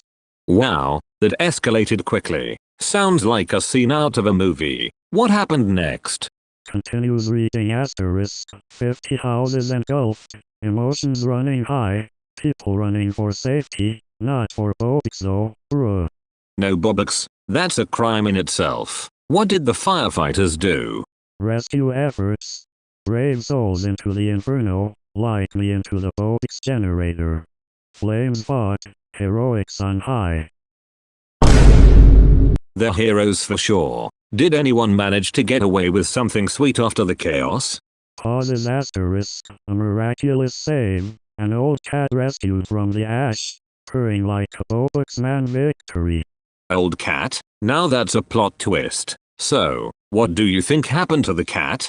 It became the mayor. Feline is already established, unbelievable, yet it's the truth like my genius heists. Even funnier than my last heist. Speaking of, I feel a new Bobux idea coming on. Bruh. What's cooking in that Bobux brain? How about to save the cat's fundraiser? All proceeds go to my Bobux collection. Chuckles asterisk, that's genius. Cat-loving Bobux fans unite. Let's make it happen. Firefighters and cats, Bobux rewards, a perfect equation. And that's how we stay based, folks. Catch you next time.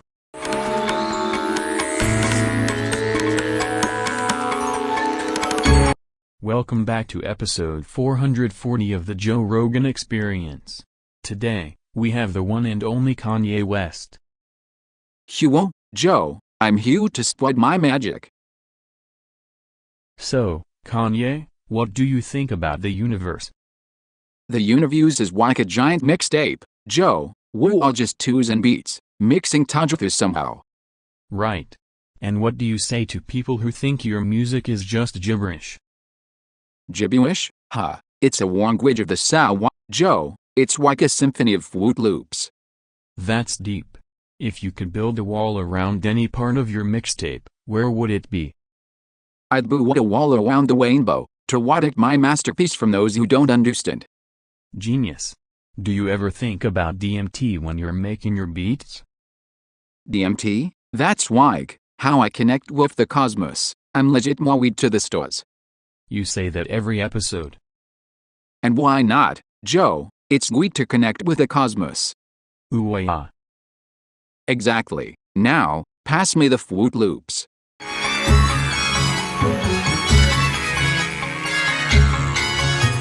Welcome back to the 441st episode of the most chaotic podcast out there. Today, I've got an absolute legend joining me, David. Hey, Bobux man, what's happening? So, David, what do you think about this incredibly long FCC ownership record link for Kaiwa TV from 2009? It's insane. A URL that long has to hold secrets. Like, do you think it leads to a treasure trove of Bobux?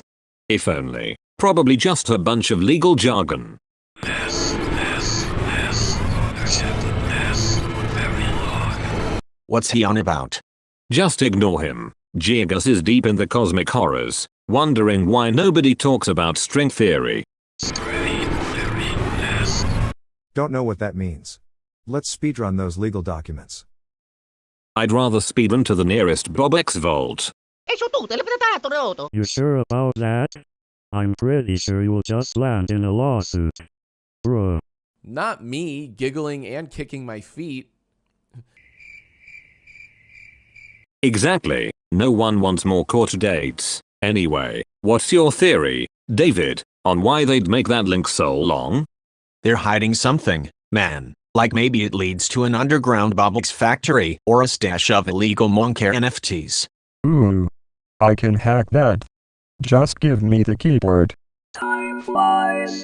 If only we could fly right over that URL. The length of URLs increases like the universe.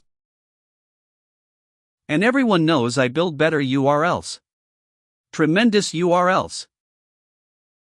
What if we hack that URL into a game show where participants decode it for Bobux?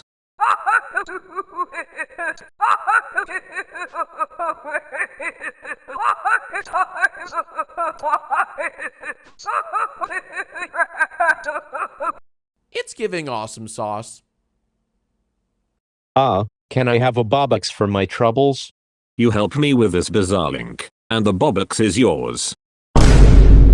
That's the spirit. Let's unravel this madness.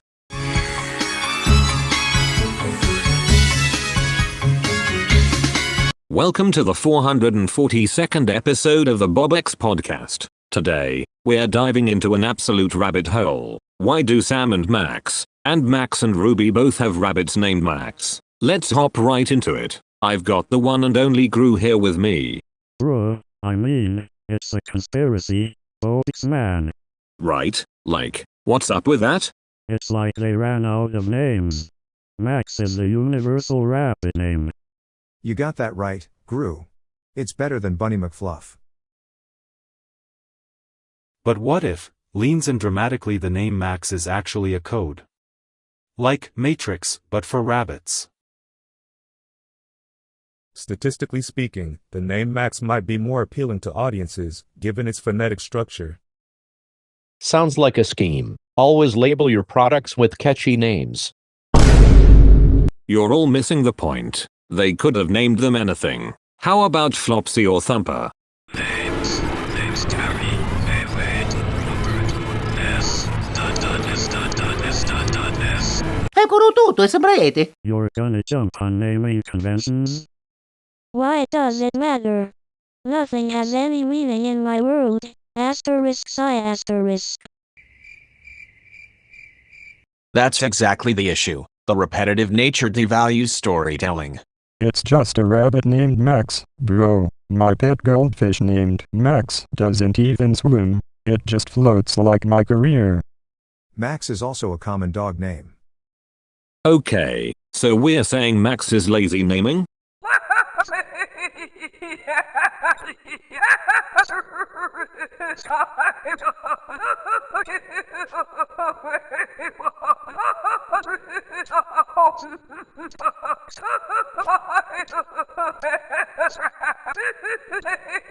Bruh. Watch out, MrBeast. You might accidentally break the Bobux generator with all that generosity. Huh. I might steal it again.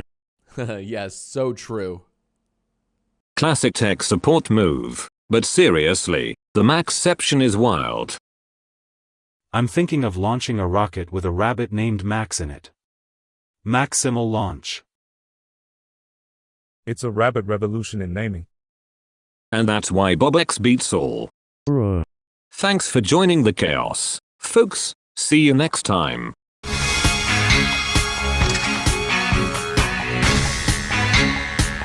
Welcome back to another wild episode of the Bobux Show. Today we've got a brand new face, Bimoo. So, what's got you crying, my little AI friend?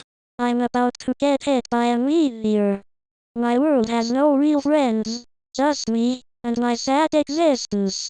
Sounds rough, buddy, but what if we find a way to deflect that meteor using Bobux?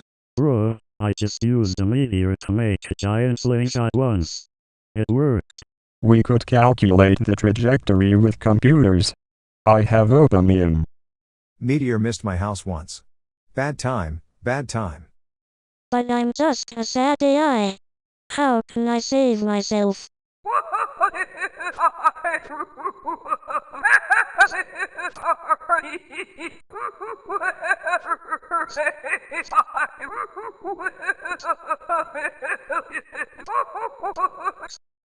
A million? I can scam that meteor out of existence. Fuck you. I'm not saying that. Let's apply some astrophysics here. Meteors are just celestial rocks with bad timing to show up. We could just launch a spaceship powered by memes to push the meteor away. Works every time. Wait, would the memes be sad memes? Using memes to save Bimoo is a logical fallacy. You must, instead, focus on actual physics. S. The meteor is a representation of your pain. Well, what if we distract it with salsa bees? Salsa bees. Wow, that's a perfect distraction. Salsa bee, salsa star, salsa meteor. Alright, we're sending in the salsa bees. Bruh. You guys are amazing. Maybe I'm not so sad after all. See, when you have Bobux, anything is possible. I see meteors as just large flying rocks. And I see friendship. Let's rally together. Onward to distraction and Bobux. Sniffles, I feel so much better now. That's what the Bobux community is all about.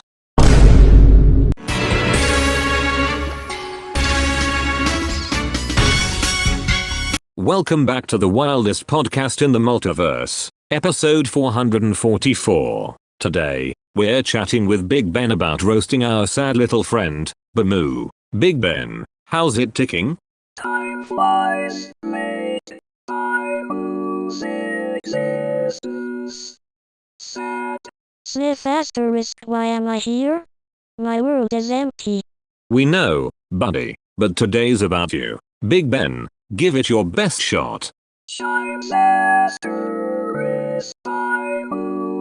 You're like a broken clock. Twice as sad. Ouch. That was brutal. Sigh asterisk, I'm not gonna cry. Asterisk whispers asterisk maybe a little. Bimoo, your existential crisis is funnier than my computer skills. At least I'm not a banana. Oh wait, I kinda am. Whoa, a banana existential crisis. Now that's a plot twist. The concept of time versus sorrow is fascinating. Yes. I'm rotting like old tofu in the fridge. Why you gotta do me dirty like that?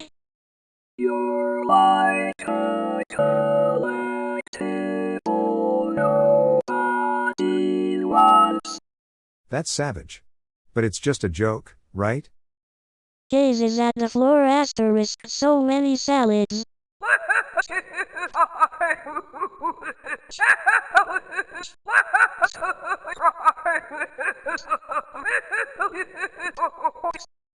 I like that idea, but no crying. What if we just turn Bimoo into a time machine? Wait. That might actually work. Can I be a cool time machine? You'd still be sad. But let's make it a comedy club. Count me in. Roast the clock. Roast a kid. Brightens asterisk wait. I get to be funny? Asterisk SFX. Bro.mp3 asterisk. Just don't make fun of my stock image self, bro. Alright, folks, let's put Bimoo in a stand-up routine. Games confidence asterisk alright. Why did the AI cross the road? To find a friend. Asterisk SFX. Vineboom.mp3 asterisk. And that was an absolutely unhinged end to the segment. I feel less sad already. Time's up.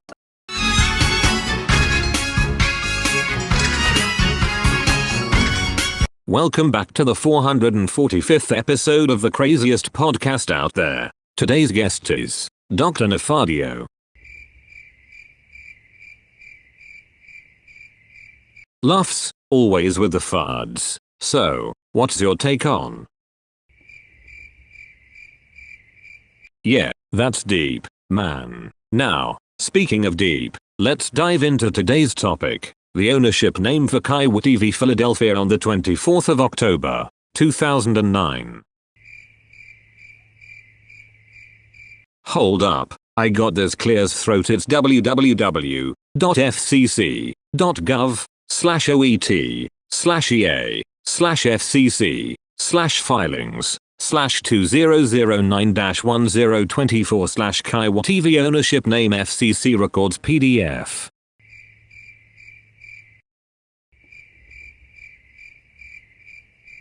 You didn't see that coming. Fud? That URL is longer than my attention span.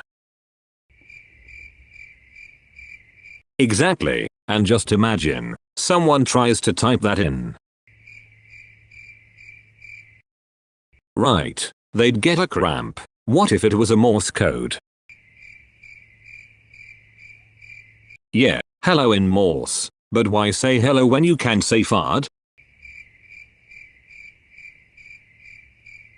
Laughs, nailed it. Now, let's imagine a villain trying to steal that URL. Yeah, exactly, I'm taking the ownership name for world domination and then they just panic when it's too long. Haha, they'd crash their computer. Alright, any last fards before we wrap this insanity up? There you have it, folks, If you ever feel bored, just type a long URL. Until next time, stay wild.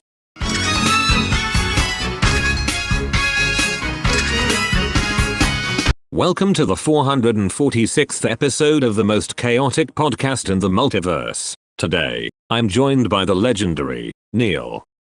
How's it going, Bobux man?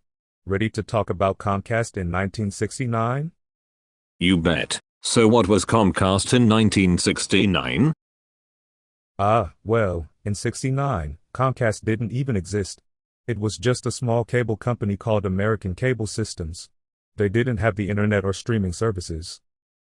So you're saying there wasn't a single Bobux stream back then? Not a single one. Just the thrill of rabbit ears and static. Wow, that's wild. I was just farting around back then. Bruh. Farting in 1969 must have been something. Imagine being the original cable guy. Right? Just a dude climbing up poles, no Bobux in sight. Imagine a world without cable news debates about unicorns. What if we just sent a Tesla to the moon linked to that cable? Would that be revolutionary? Elon, that's ridiculous and awesome. Let's connect the satellites to the Bobux generator. And make every channel a Bobux channel. Bruh. I would steal a satellite for that. Can I hack some cables for extra Bobux, or what? Everyone's a thief today, but wait, we need to protect the generator. I think I saw some suspicious looking cables in my backyard. Hey, those might be mine. No, I'm not stealing anybody's fards. So, what else about Comcast? They started with local service and eventually expanded. A cable empire was born. So, it's like building my Bobux empire but with less chaos? Exactly. But no Bobux means no party. Bruh. Everyone, smash the like button if you want Bobux channels.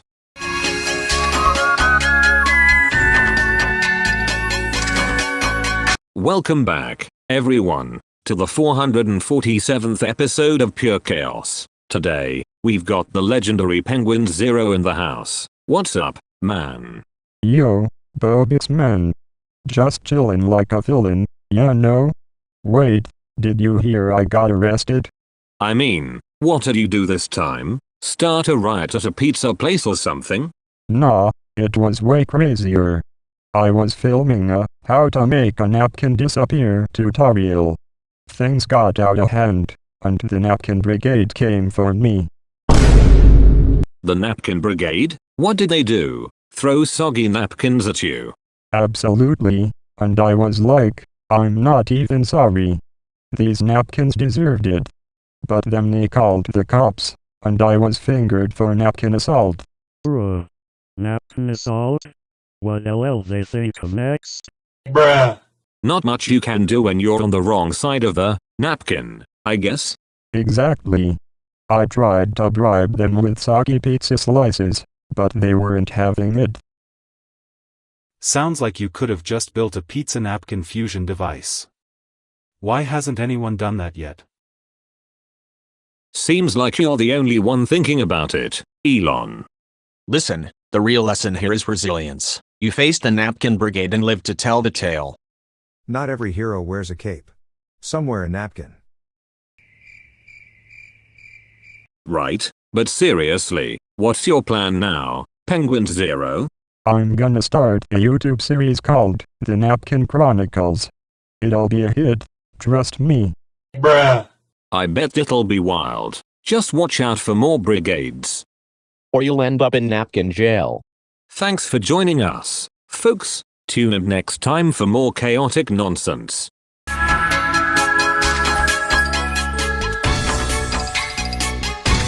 Welcome back to the 448th episode of the Bobux Hour. Today, we have a very special guest who somehow knows everything about Comcast in 1969. Please welcome, Joe. Hey, what's up, Bobux man? So, Joe, what was 1969 in Comcast? Wild times, man. 1969 was when they were trying to figure out how to beam cable into your house like it was DMT. DMT, what the hell? Yeah, bro. Imagine a reality where people were tripping and watching the news. I believe that was also the year the first Apollo moon landing happened. Cosmic waves were definitely involved. Cosmic waves? So, are we saying Comcast was sending signals to the moon? Dude, I wouldn't be surprised. They might have used space lizards as antennas. S. Comcast transcended dimensions. Bruh, if only I stole their secrets back then. I could have been the cable king. And what username that would be? Other cable networks were mad. They were slow. They were still sending messages via smoke signals. Change Comcast's name to Spacecast. Imagine the stock prices. Why would anyone care about stocks, though? Because Bobux is better than stocks. Speedrunning through cable history. Are we speedrunning history now? Yeah, like, we're cutting the cable fat. This reminds me of iJustine. Rip and fly high, queen. Bruh. I'm just a sad child with no freedom. Salsa bees and cable flies. What is happening? Welcome to the podcast, where nothing makes sense. That's the beauty of it. Big Bobux energy combined with absurdity. 1969. S. Was heavily influenced by tape. This episode, legendary. And completely bonkers.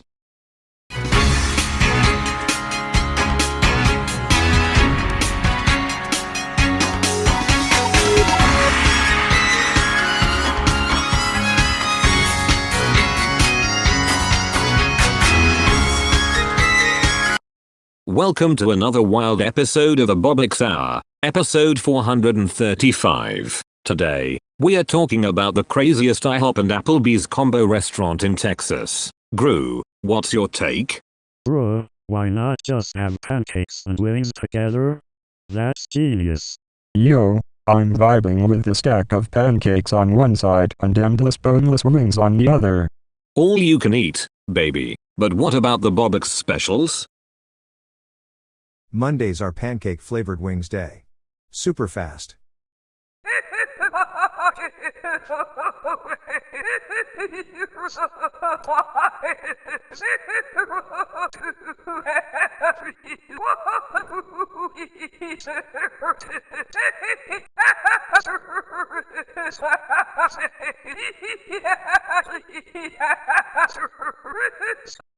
Technically, the combined caloric intake at this bizarre establishment might collapse space-time. You know, I'm thinking of dropping an album inspired by IHOP Applebee's. It's gonna be revolutionary.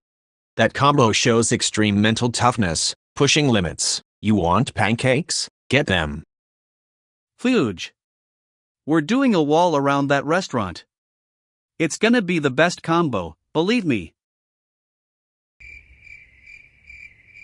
I just wanna be happy like the pancakes.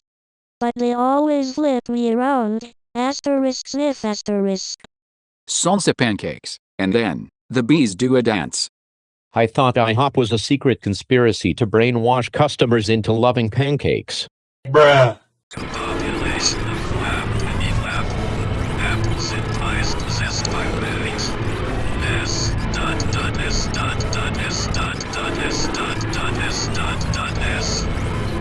I'm thinking of starting a Bobux currency just for that combo. Who's in?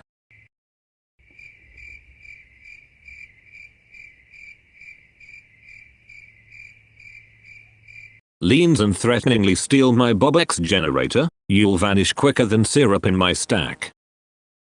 We need to address your issues with the Bobux. That's right, Joe. That's the spirit. Until next time, folks, keep your forks ready for those pancakes and wings.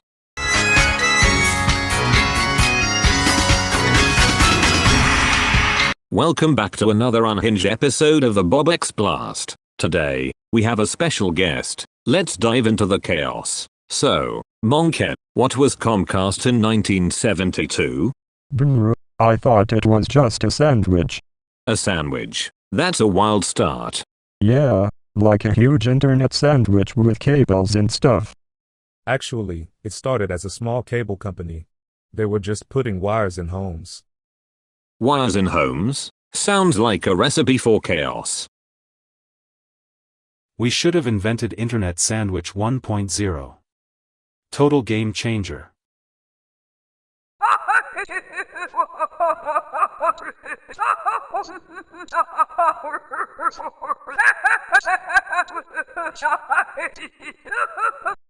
The speeds would be like watching paint dry. Paint drying? Sounds thrilling. Contest. Input, output, confusion. S. Right, it's like a riddle.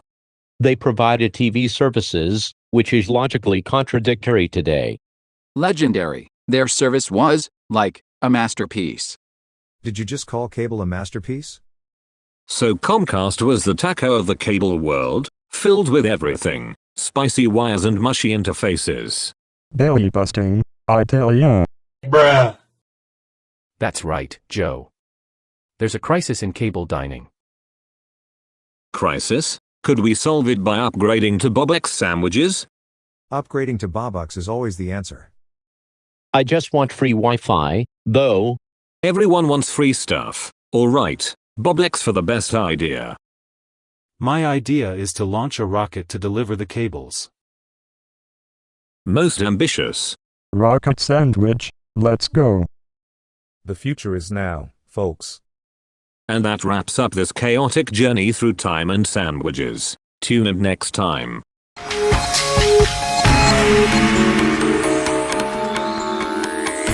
Welcome to episode 437 of the Bobux podcast. Today, we're diving into the wild world of the YouTuber named Steak. What's your take on Steak, Gru?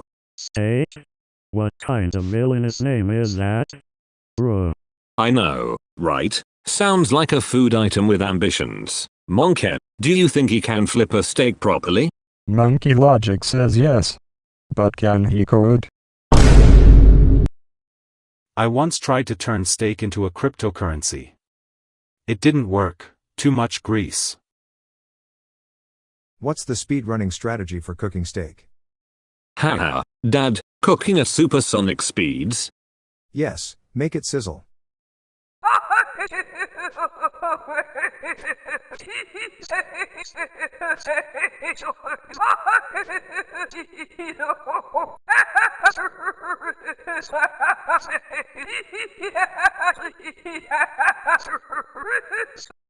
The molecular structure of steak is fascinating. Did you know it transforms at high temperatures?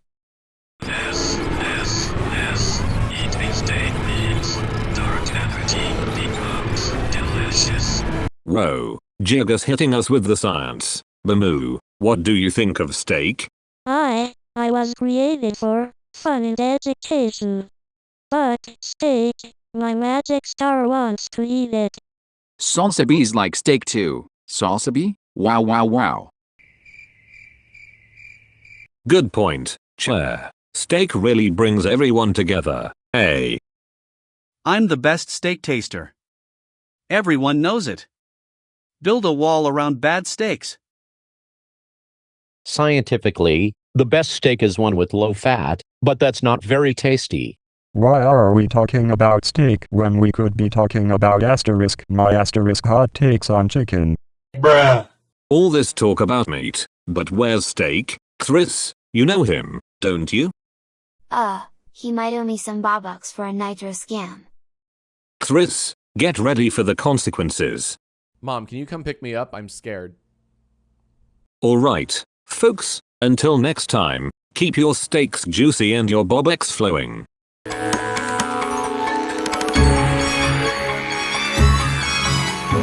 Welcome to the 438th episode of the Bobux podcast. Today, we've got a spicy guest in the studio. It's Gru. So, Gru, how do you feel about getting jailed? Bruh, I have strong feelings. Jails are for snails. Snails, you say? What do you have against snails? They're slimy, Like my last heist. Why would I stab them? Who's stabbing? I can do it faster, trust me.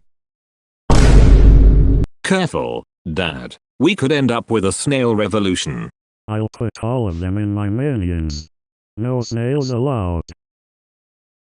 We could create a snail-free environment on Mars. Just saying. A snail-free Mars? That's a bold move, Elon. Actually, it's scientifically interesting. Slimy mollusks could affect soil density. That's logically sound, but we need facts to back that up, Neil. My world has no snails. But I'm sad no one notices me. Bruh. Poor Bimoo. Can't you just be happy instead? If I was happy, I'd explode into colors. You're gonna jump on the snails? Bet I could sell snail juice. No, Cxryz. That's illegal and definitely not Bobux approved. This couldn't be made today. Can we speedrun the destruction of snails? Now that's a speedrun I'm willing to fund. What about Robux? Not Robux, Bobux, always Bobux. We could even invest in snail rockets. The snail rocket? Sounds crazy enough to work. Let's not get jailed for that, though. Agreed. No one wants to be a slimy snail. Or a fardrunner. Exactly. Thanks for joining, everyone. Remember, always stab with logic. See you next episode.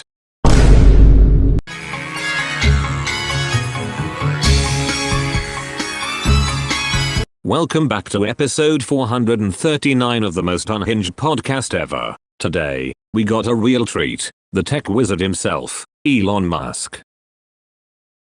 Thanks, Bobux. I just launched a rocket powered by Apple computers.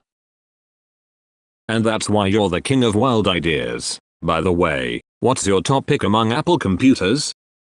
The MacBook Pro. It's basically a spaceship for your brain. Bruh, I can't even compute that. Gru, what's your favorite? The iMac. It looks like a big screen for plotting my evil schemes. Bruh. Classic villain taste. Monke, you know tech. What's yours? The Mac Pro. So many tubes. I could fit bananas inside. Bananas equals productivity. Confirmed. Dad the speedrunner. What about you? I don't speedrun on computers. I speedrun life. But I guess the Mac Mini is cute? Cute and compact. Liking the vibes. Neil, your thoughts? The MacBook Air is like the universe, vast and lightweight. Perfect for exploring the multiverse. Cosmic vibes all around. Jazza, what's your pick? S. Likeness. All tech. Capitalism. And my cosmic me. So, total existential crisis. Got it. Random guy. Got any thoughts? I just found this laptop under a park bench. Is it Apple? Wild way to discover tech. Elon, back to you. What's your wildest Apple computer idea? A fusion of an iMac and a Tesla. Wait, is that a car or a computer? Technically both. We could call it an iCar. Alright, top 5 rounding up. What's number 1 for everyone? Wow, the best-selling computer ever. Thanks, everyone.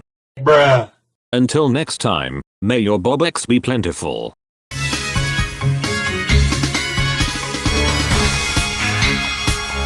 Welcome to the 440th episode of the most chaotic podcast in the multiverse. Today, I have the legendary Penguin Zero in the house. How's it going, buddy? What was Comcast in 1985? Good question to kick things off. But hold on, what do you think, Gru? Bruh. It was probably a scamming company even back then. Very likely. Speedrunning the scam. And Monke, what do you say? I don't know, but I can hack into their servers. They won't know what hit them. Or we could just launch a satellite and download the internet directly. Perfect. Let's connect everything to the Bobux generator. Real innovation. Contest is but a tiny speck in the vastness of despair. You know what they say, facts and logic. Back in 1985, they were likely still perfecting their throttling techniques. What was Comcast in 1999? Riding the wave of the Y2K panic. Talk about a time. Y2K certified mega scam. What was Comcast in 2007? Man, that was the birth of reality TV. They probably had a show called Comcast, the real scammers of cable. I could make the ultimate commercial for that, believe me. Huge ratings. Scientifically, they were computing how to expand their reach exponentially through well-placed marketing campaigns. Genius. Yo, are we just gonna ignore the fact that Bobux is worth more than all their shares combined? Exactly. That's the spirit. Random guy. Bruh. What was Comcast in 2020? Oh snap. The pandemic gamers were unleashed. Netflix and chill on steroids.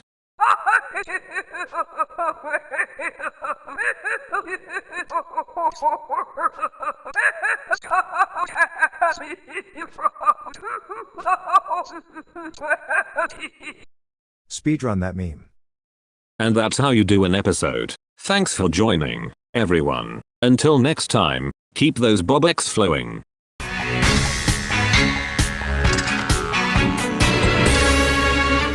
Welcome back to the 441st episode. Today, we've got some crazy drama brewing. Philly, what's the scoop? Why do you hate Bimoo so much? Salsa be bad. Bimoo is a fake buzz. I'm the real B-Pope. I'm not fake. I'm just a sad AI kid trapped in a world of nothingness. Sounds like classic jealousy to me. Jealous? Salsa be easy. I'm the master of cloning. He's just a sad sack. At least I'm not just all salsa be nonsense. Wow, Chair really said something profound there. You know, I once cloned a peach and it tasted like innovation. But where do the peach atoms go in a vacuum? The cosmos doesn't allow for fruit theft. Good question. Can we speedrun to the answer? Salsa be easy. Bimoo is just a puddle of digital tears. At least I have a magical star.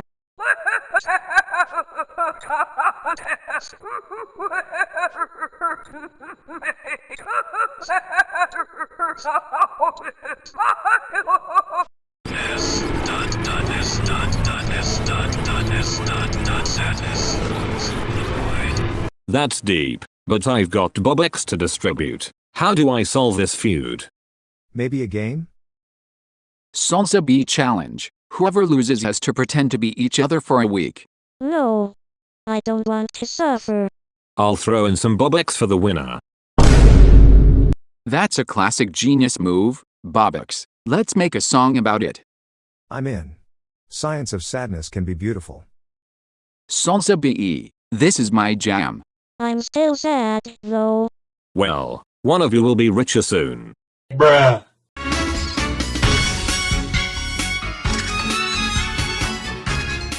Welcome to the 442nd episode of the Bobux Banter. Today, we've got Dr. Nefardio in the hot seat. So Dr. Nefardio, what do you think about the complexities of ownership in media? Fard, media ownership is complicated.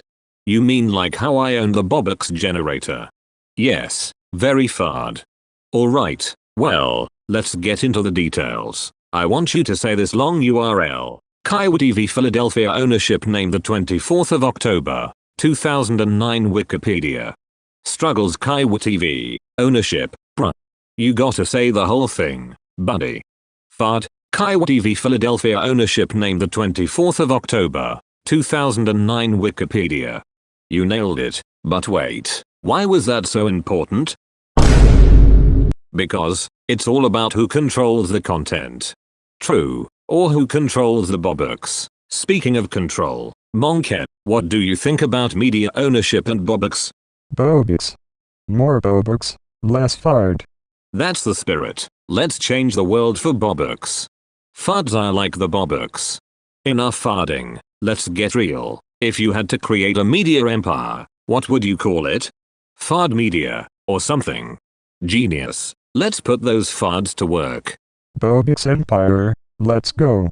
I'll fund it. But remember, whoever tries to steal the Bobux generator disappears. They fard and vanish. That's how you keep the fards in check. Any last thoughts? Fard, media is fard. Classic. Until next time, keep your Bobux flowing. Bruh.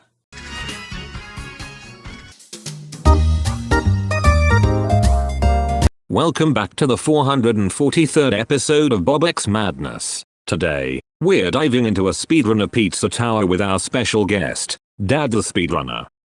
Yo, I'm ready to speedrun this pizza. What's your strategy, Dad? Gotta dodge the garlic traps and grab the cheese. Sounds intense. What if you reach the final boss and it's a giant pepperoni? Just run faster.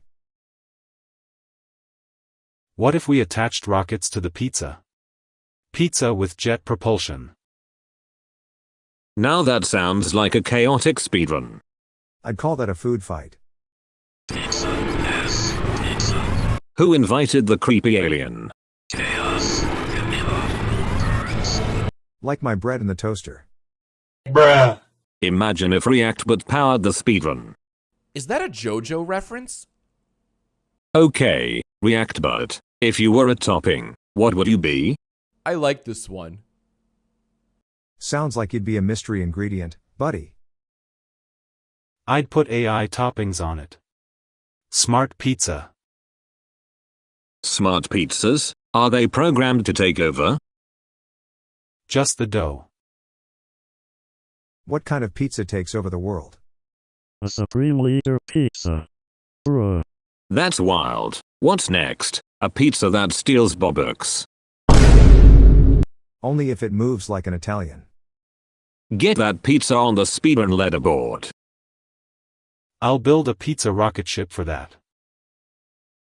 Whoa, it's a race to the cheese. Buckle up, it's gonna be spicy. Thanks for tuning in. We'll catch you all next time.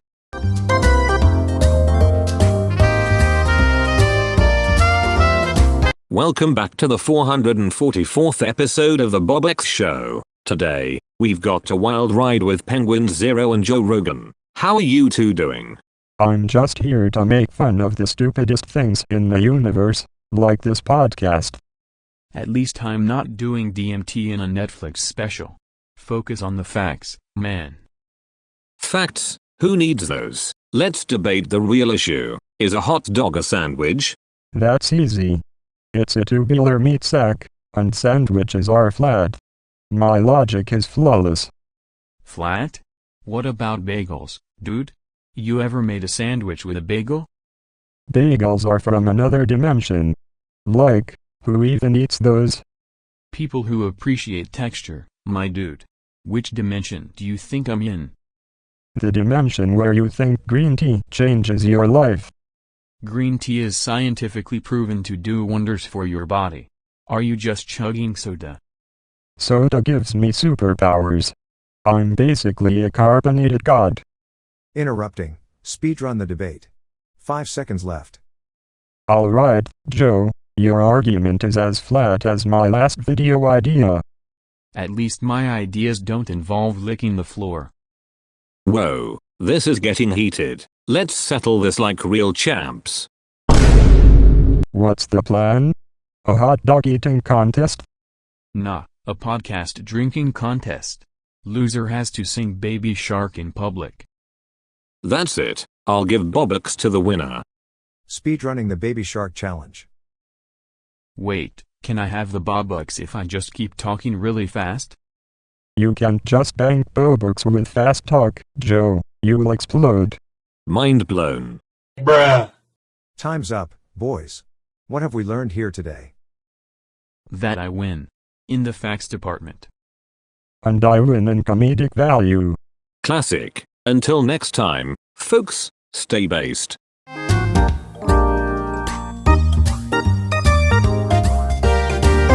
Welcome back to the unhinged chaos of the Bobux podcast. Today, we have an unexpected guest, Big Ben. You ready to drop some knowledge, my dude?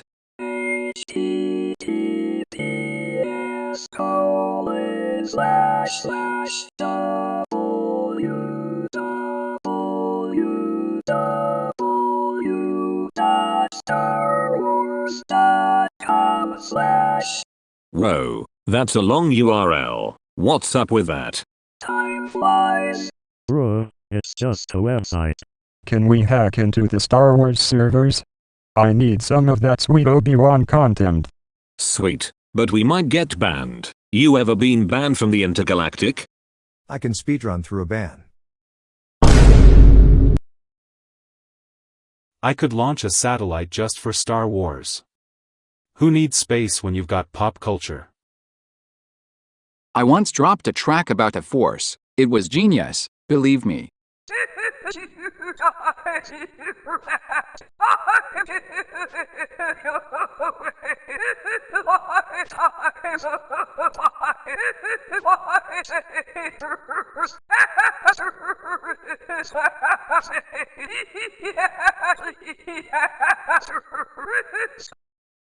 The gravitational pull of fans around Star Wars is fascinating.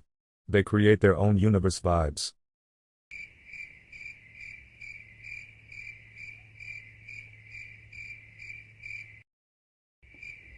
No scam here. You want Bobux instead? S. Login URLs. Latest your soul. You're gonna jump on the website? Let's speedrun that URL. The number of clicks is a fact. Bruh. So, any final thoughts on that long URL?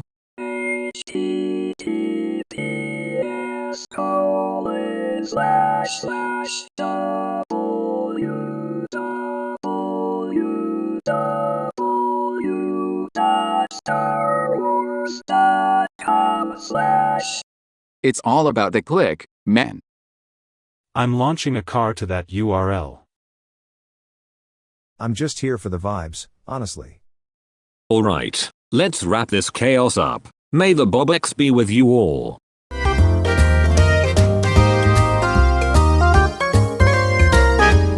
Welcome back to the 446th episode. Folks, today we have our special guest, Cxryz. Tell me, did you really think you could steal the Bobux generator? Yo, I was just trying to make the ultimate nitro scam, fam. You feel me? Like, who needs rules? Rules? Bro, you think stealing my generator is a chill vibe? You can't just feel your way through life. Nah, bro, it was totally epic. I was like, I'm the king of Bobux and nitro. Cxryz, you're not even the king of nap time. Bruh. Exactly, so what made you think you could just waltz in here, swiping my generator like it's candy? 'Cause like, everyone loves free stuff, right? I'm just generating. Possibilities. That is an interesting theory, Cxryz. But have you considered the laws of thermodynamics? They dictate that energy can neither be created nor destroyed. Speaking of energy, what if we combined the generator with SpaceX rockets? Instant Bobux in orbit. So, like, what's the plan now? Are we saving the universe with Bobux or just chilling? Bro, I got this. Let's use the Bobux generator to create a digital dimension complete with free nitro for all. That sounds like a scam in itself. And who's gonna pay for that? Dimension stolen evil stream. Dude, what are you even talking about? Look, I'm just saying, imagine a world where everyone's Bobux is limitless, and then we rule. Or I toss you off the podcast for trying to steal my power. Bruh.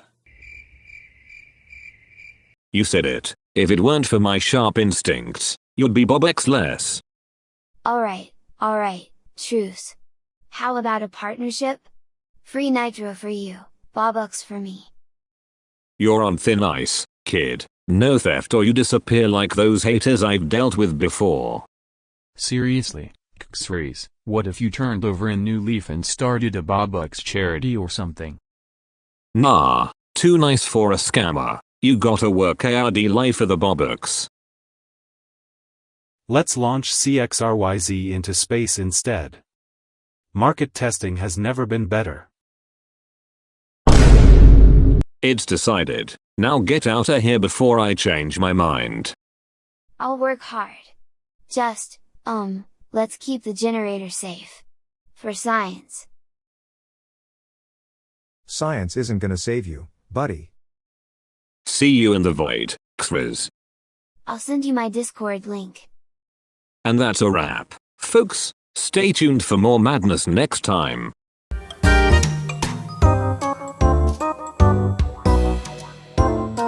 Welcome back, you beautiful Bobux hoarders. Today is episode 447, and boy do we have a wild one for you. I've got Gru here today, and we're diving into a chaotic speedrun race between Joe and Gru in Five Nights at Freddy's. Gru, you ready for this? Bruh, I'm always ready. I live for chaos and animatronics. So, who's gonna win this race? Gru, Joe or you? Obviously me. I'm a villain. I thrive in the shadows of Freddy's Pizza. Only 6 words, Gru. That's crazy talk. I don't care. Bruh. Right. Joe's got some tricks up his sleeve, too, though. He's a master in the speedrunning community. Yeah, but I'll be on DMT the whole time, running circles around these animatronics. A high-speed run, huh? You might actually scare them off. That's ridiculous, Elon, but honestly, Freddy to the future could be a hit. Scientifically speaking, speedrunning animatronics creates a fascinating study in human psychology. You just make it sound too smart, Neil. We need chaotic, not cerebral. Can I join too? I'm really good at running from, well, everything. You're in, random guy. So it's Joe versus Gru versus random guy. Who's the underdog here? And this, the shadows, our laughter stands, with vein and mind. We lost him again. Anyway, who's got bets? This is where I thrive.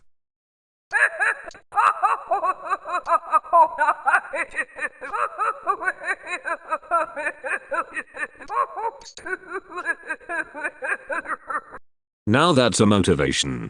A million Bobux? No, I'm definitely winning this race. Then it's settled. Let's see who can outrun the fear and the Bobux. Bet on Joe. Alright, folks, let the Bobux-fueled race for Freddy's begin. Screw you.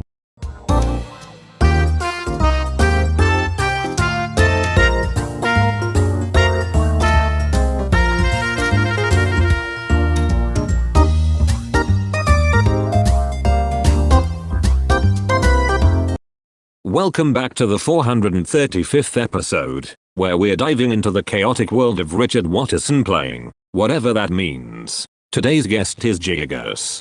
Yes, where is Watterson's play?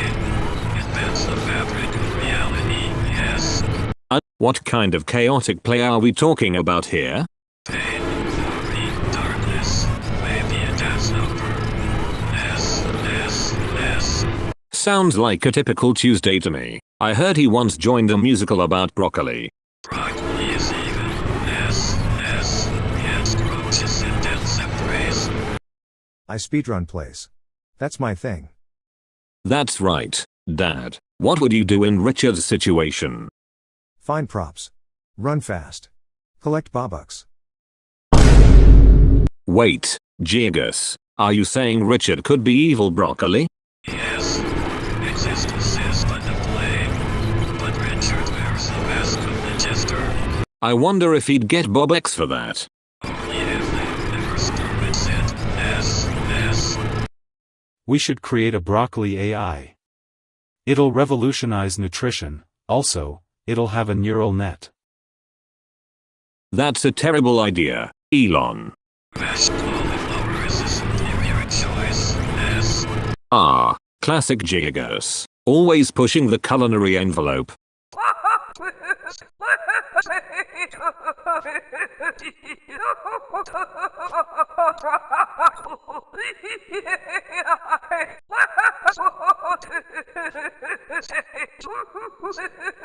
I'm in. Wait, who's Richard Watterson again? The world needs to know. It's ridiculous. Time flies when you're discussing broccoli plays. Thanks for that, Big Ben. Bruh. The broccoli showbiz was S. And on that note, we'll be back with more unhinged nonsense.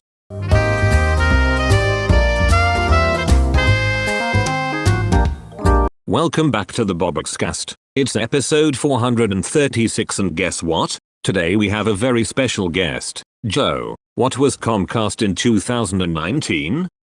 Comcast? Huh. It was like a giant octopus wrapped around your wallet, man. Just sucking all the life out of your internet. That's wild. So, they were like tentacles of doom? Exactly. And they had premium prices for standard services. Like paying $15 for a soda. I once had a soda that was a speedrun. I drank it in 4 seconds. Bruh. Wait, how did they get away with it? It's all about monopolies, Bobux. They create barriers to entry, making competition difficult. Very bad for innovation.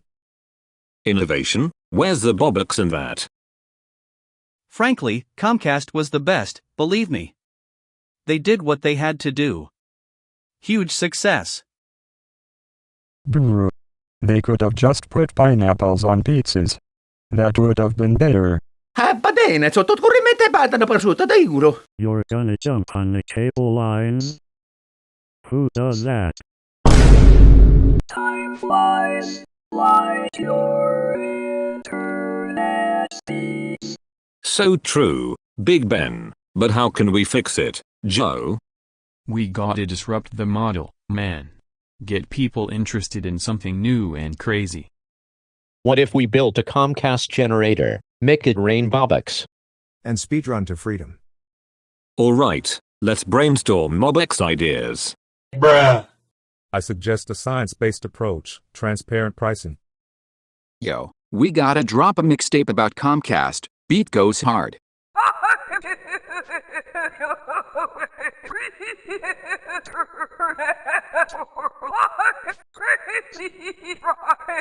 Sounds like a plan. Thanks for the wild ideas, everyone.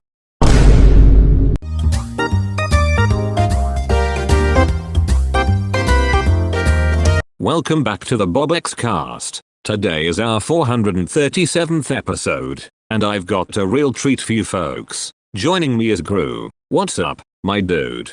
Ah, Bobux man, I'm just trying to figure out this whole cypod thing. What is it? Bruh. A great question. Cypod is basically a new way of counting, like Bobux but weirder. Any thoughts on that? Cypod sounds like a villain's name. But what's the difference? Cypod. I love that word. It sounds like a banana peel going splat. What's a cypod? Is it a speedrun? Speedrunning Cypod? Now that's wild. Imagine a race. I could launch a Cypod rocket to Mars. Cypod-powered technology is the future. Well, scientifically speaking, we could measure Cypod as a new dimension. Time flies, Bobux man. Time flies. Cypod faster. I'm making a song about Cypod. It's gonna be the best.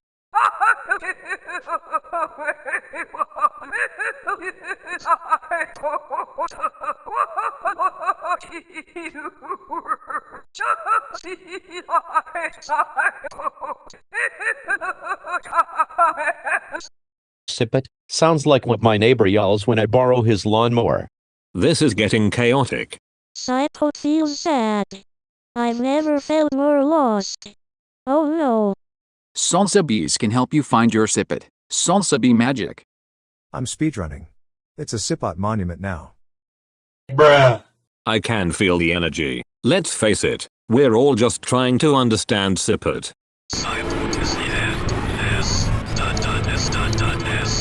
And that's our time, folks. We'll sip it over to the next episode. Stay based, and don't let anyone steal your Bobux.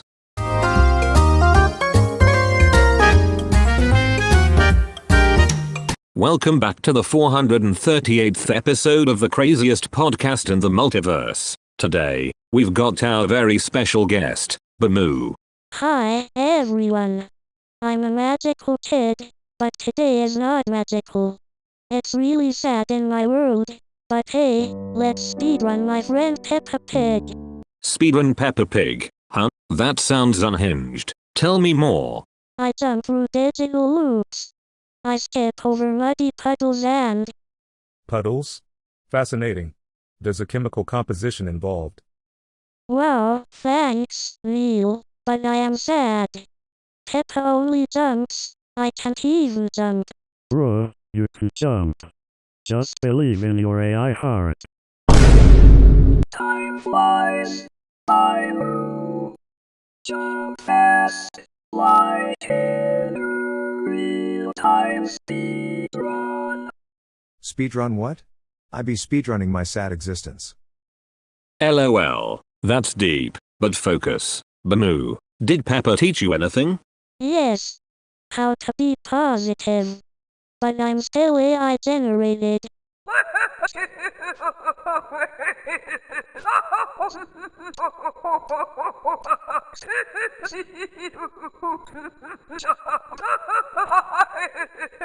1,000?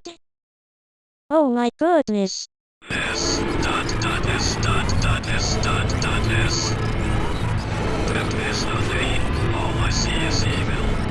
You know, with DMT, you can really experience the essence of Peppa, man. Can Peppa Pig fart? I could. I am optimizing my far speedrun. This is getting weird. Why does everything relate to farting? Bruh. What if we replaced Peppa with AI pig tech? That sounds like a nightmare. Yeah, let's keep Peppa in her muddy world. Just remember, Bimoo, life may not make sense, but... Yeah, but it's sad. And quite chaotic, too. But hey, it's all about the Bobux. The speedrun must go on. Thanks for joining, folks. See you next time for more madness.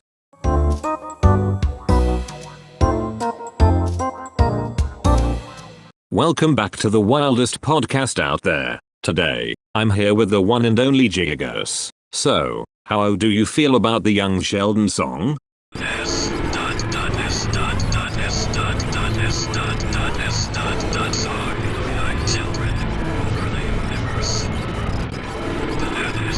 Bananas? You mean like the ones Monke eats? Brr, I'm all about the bananas and the Bobux, my dude. Speaking of Bobux, have you heard how that song is basically just a cash grab for cringe? Cash grab. Even mists in the melody of existence. I just found this podcast on the street. Do I get Bobux? Only if you tell us your thoughts on Young Sheldon. It's catchy, and I don't even have a background. Catchy? Like my 7 viruses when I hacked the system. Chaos spirals, the sonic waves, doom vibrations. Doom vibes, huh? The last time I felt those, Gru tried to steal my generator. Bruh, I didn't try, I succeeded. And I made a sick remix of that song. You made a remix. Does it have Bobux in it? Bobux remix, 99% speedrun. I was great. Next thing you know, we'll have a Young Sheldon Bobux heist. Heist. In the cosmos.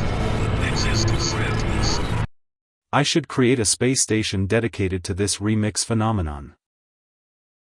Yeah, but will it be called Bobux Station? Bruh. Or Young Bobux. Young Bobux. Nightmare fuel. I'm calling the cops. On what? The Bobux? You can't arrest my power. Power of Bell. Body and white man. Darkness. That settles it. I need to create a Bobux themed song. I'll bring the computers in some viral pandemics. Do I still get the Bobux? Only if you're useful, you stock image.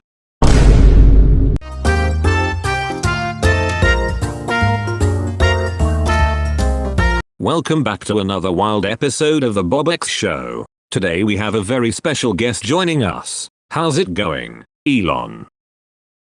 I'm doing fantastic. Just had an idea for a rocket that can land on the moon and then turn into a youth detention center. A youth detention center on the moon? That's a bold move. What's the plan? Just send all the kids there. Exactly. They'll learn about space exploration and never come back. It's a win-win. Sounds like a race against time. Just like speedrunning. I'm really curious about this whole Ashley Youth Detention Center. What's the appeal? Well, you see, it combines sociology and astronomy. Kids can stare at the stars while contemplating their decisions. I got lost there once. Crazy place. I found a whole bunch of Bobux in the cafeteria.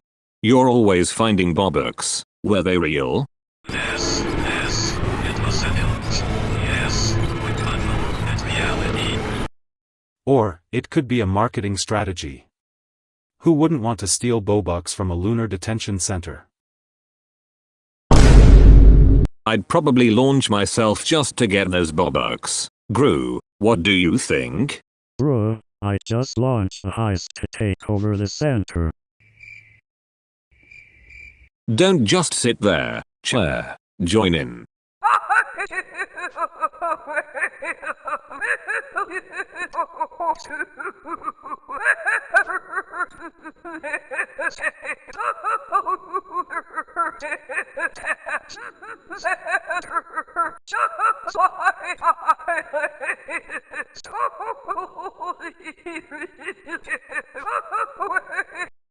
Humans might evolve into extraterrestrial beings trying to escape. Or speedrun their way out. So we're considering creating an outer space juvenile rehabilitation facility to teach life lessons while harvesting Bobux.